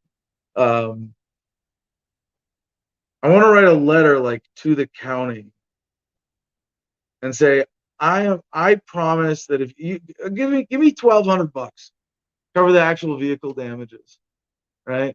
That's it. Give me that. I'm not gonna fuck you for anything else. I can see you a dozen different ways. We're just gonna hurt the people of the county. But let's put it like this. I'm gonna write this letter, and you're gonna put it up in every sheriff's department building in the county until you satisfy my requirements laid out in the letter that are gonna say, you have to commit to these reforms. And I actually wrote it out in the meeting. This was like something that I wanted, and I still want my decision here upgraded again to like with prejudice. I want something, if I can get it, a letter from them asserting my right, and that there are no pending or potential charges. I do want an apology for the dogs, but the point of that is, and I want my mushrooms back. If I have to sue to get my mushrooms back, like I might actually do that. The capsules, the actual mushroom capsules. I'm finally actually in a position to do that. Like that's a really unique legal gem of an opportunity. I promise you, they're destroyed already. But even if I successfully sue for them and say, well, then give me the street value. Yeah. Which at cop maps with like $5,000 or something. Yeah, right. Yeah, you want to exaggerate like that? We'll take it. And I one of my fantasies to ask for in this negotiation was, I want the cops who arrested me to escort me home. They follow me with lights on all the way, at least to the Arizona. I was thinking like at least the Arizona border. How fun was that? They can only go to the Colorado border, probably. Right, that's what with I mean. Their lights. Oh, it's I don't think they're allowed to cross. It's just like right. Yeah, but they could have, yeah. But that was it ended up being unnecessary, and that was we didn't have the time for that kind of negotiation. But I want to see a plan to reform the jail for a compassionate intake process, like that. They have a sign when you get carried in that says, let us know if you're on any meds that if you're not with, we'll kill you in the next 24 hours. No one like asked me that. They literally carried me past that. But I have other notes about this, but I want they had no access to workout equipment. The yard was like, they said, I didn't have that. They said they were so They strapped. only do that in prison. They don't do that in county. They don't do that in jails. They still have to give you. There's still a legal thing. They have to give you an hour of time outside if you want. Yes. I think per week or something. Well, maybe it's every other day. Whatever it is. What they used to do is have inmates shackled walk around the building to the sidewalk on the street and then around the back of the building. They would follow them. That was their outdoor time until they recently fenced in a little square of grass. Yeah. It is a fucked up jail. It's a really fucked up jail. So I want everybody to be offered a multivitamin when they come in. Like we're gonna like everything that's reasonable to ask for, like a clipboard system for requests, like but more importantly, on the scale of the county, a commitment to make the county law enforcement policy. And I don't know exactly which mechanism to ask for, whether it's sheriff's policy or DA policy or every law enforcement city policy or whatever. There's some options there, but basically you're going to decrim as much as Oregon. Sky hasn't fallen there. Personal possession is no longer a crime in Saguache County. Fuck you, or I'm coming at you. All guns blazing with all the lawsuits. So like that's like a fundamental request. Respect for Fourth Amendment enshrined in policy, like a bulletin or a letter or something like, no, cops in Saguache County respect fucking Fourth Amendment rights. And then I don't know, maybe right to travel policy, but getting the animal handling policy changed. So I think this is the principal thing to do, to say like, I could fuck you or try to fuck you out of hundreds of thousands of dollars reasonably. That would right? come off the tax. That would be just, well, too. I mean, a lot of this is out of federal budgets and insurance and shit. So what if they're insured? What if they're insured? That's the whole thing that's crazy about the system too, is when there is no accountability when there is accountability. Like George Floyd's family, whatever they got, came off the backs of the taxpayers. Chauvin got a lesser charge than most pot victims. So even when the cops and the state fuck up, the taxpayers pay for making the victim. So this is It's where I not think the acceptable. most magnanimous principle thing I could do would be say, Fix it. cover my actual costs for the truck. I'm not even going to charge you for my time. I'm not even going to charge you for my trauma or my injuries. Pay for my, or the dog's bullshit, or the logistics. I said, pay for my truck and the logistics costs. Like, ask for something petty, like less than $5,000. Yeah. Like, I was thinking like $1,200 earlier. I mean, maybe with all that stuff, the actual cost would be like, no, give us $4,000. But then I will sign a release. With this letter, you will keep this up in every building until you fix all of this shit. And if at any point you don't do it to my satisfaction, deal's off. I'm coming guns blazing. But and here's the righteous kicker in this. If it goes that way, if they don't want to play ball at this level with me and do the right thing, we're giving them a chance to do the right thing, to basically become a natural law county.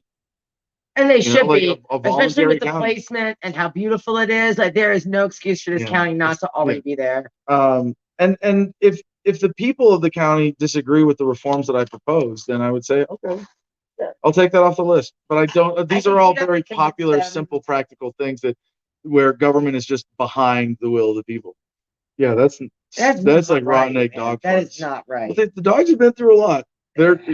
My farts didn't smell at all. You should have smelled them in my when I was in jail. About the food, Deb and Laura did a great job with the circumstances trying to accommodate me with vegan food. But it was like sort of basic bitch mainstream vegan, decent amount of calories. I asked for rice and beans. So I got a lot of rice and beans. It's cool. Like, I'm happy. Like, give me a big bowl of rice and beans with some salt and pepper. And I'm like, yeah, throwing some veggies and fruit. So I have some nutritional variety and some fiber with that. But like, there's plenty of fiber and a complete amino acid profile in rice and beans. So, but I was so gassy. I think if you hear the girls tell the story, the four women who were down the hall, they're gonna be like, yeah, we listen to him fart a lot. Like, my farts echoed. My blockmates tried to have me removed because Crohn's and jail food. Oh yeah, right. Of course. Was not a good time. And I had 2 pregnant girls in there, and like, your senses are heightened, so I felt really bad for them. So I there's some basic jail reforms, but like, if they immediately discharge everybody in their jail who's there for victimless crimes, well, then you're not an overcrowded jail anymore. No, then you're fine. You're not an under budget jail anymore either, and you can put a little more money into feeding your inmates properly. But see, then they don't get more money from the government, and they are incentivized to keep the jails packed. Well, guess what? Doesn't fucking work that way anymore, Sheriff Dan Warwick. We're gonna change the rules. Make it real easy for you guys to do the right thing. But anyway, the righteous kicker was, if I were to go that way and go, fuck you, I'm getting all the money I can out of this case, it would be that I would use it to form an endowment for Homefront Battle Buddies. They would be used to fund scholarships specifically for veterans from Saguache County to be able to come here and do mushrooms with us. So that's it. I'm done. There's so much more. There's so much fun to the story. So much minutia. I hope someone writes a book about it or makes a movie out of it someday, because it really was an epic little episode. And there's a few more plays. I mean, we just came to the turning, and now I get to wave the story around, and I get to do this one big follow-up play for as long as I feel like drawing it out, basically. But no, I hope they do the right thing, and I hope I want to negotiate with them in advance. Be like, here's my threat. My threat is I'll be a massive legal pain in the ass. At very least, it's going to cost you time and money dealing with me, even if I lose. Or put my reform letter up until you make these reforms. And give me a few thousand just for material costs. Repairs for the Black Pearl. All right, Jim, on screen, please, sir. What's going on? We finally got Ed backstage too. He's been listening. So, oh, I think you. Hello, you there? Wow, no way. I think Adam just froze. So that's fun. Here we go. We can play. What was Adam gonna say next? Well, I don't know. He was gonna say something about Ed being backstage, because that's what I just said. So I hope you all enjoyed that very thorough explanation of everything that that has happened. I'm going to bring this down till he refreshes and comes back up. I apologize for having to be the filler at the end of this very very climactic experience he has brought to us. So I'm excited myself. Jim Freedom's reaction to everything that's just been watched while he's restarting his stream. I'm excited to see what comes out of it. I love the idea that he's not wanting the money, and what he said there at the end, wanting to do a list of reforms. You know, we'll see what happens. I'm excited to see what happens. That's all I can say. That would be cool. I feel like I might reach for more. If you really got him by the balls like that, you know, ask for some bigger reforms. But, you know, he's smarter than I am probably in this regard. So while we wait for a few more seconds, I suppose, while Adam's still reconnecting this thing, I'm going to go ahead and bring Ed up so he can give his. We're almost at 3 hours, Ed. Obviously, you already know. So let's just sum it up until Adam gets back so he can close it out. What's up, my friend? What do you think? Oh, let me turn my mic on, and what do I think? What I think doesn't really matter. Okay, we'll postpone the ombudsman portion of the show for another day because it could take an hour or two just for that. Oh snap! Okay, so maybe next week's episode is the ombudsman episode. Could be. Well, I'll go ahead and sign off now and say, Adam, glad to have you back, and we'll talk. Yeah, definitely. Cool. All right, brother. Good to see you. Thank you. So that's it. Adam's still not reconnected quite just yet, but he had, I got one. He said something about one more smoke weed every day. So he's got to be coming back unless I get a message on Telegram here in the next few seconds. So my questions, okay. Hopefully he's even able to see this, but my questions, if I had any from everything that was said, I want to know like more about the church, Native American church card that he has, that card that he played, that because there was a couple times when he said he that's what gave him right, you know, but I know exactly what he meant. But he's saying that that's what makes it legal by their own wording, you know. So it's his way of using their own system against them, which is cool and all that. But my question again originally was, can anybody get one of those? That's what I want to know. So, and I don't know why he's not back yet. Usually he would have already been back by now. So it's possible that they're having trouble. His battery may have died or something. I don't know, but yeah, I don't know. Well, I'm going to go ahead and sign it off then for everybody, because Adam thoroughly covered everything beautifully. So if you have any more questions, get a hold of the guy on Telegram, t.me/Adam versus man. It's the last time you're going to hear this episode. I'll do it for Adam. Everybody's glad he's free, including Jim Freedom. And thank you very much for watching. Peace and love, y'all. Choose happiness. Be excellent to each other.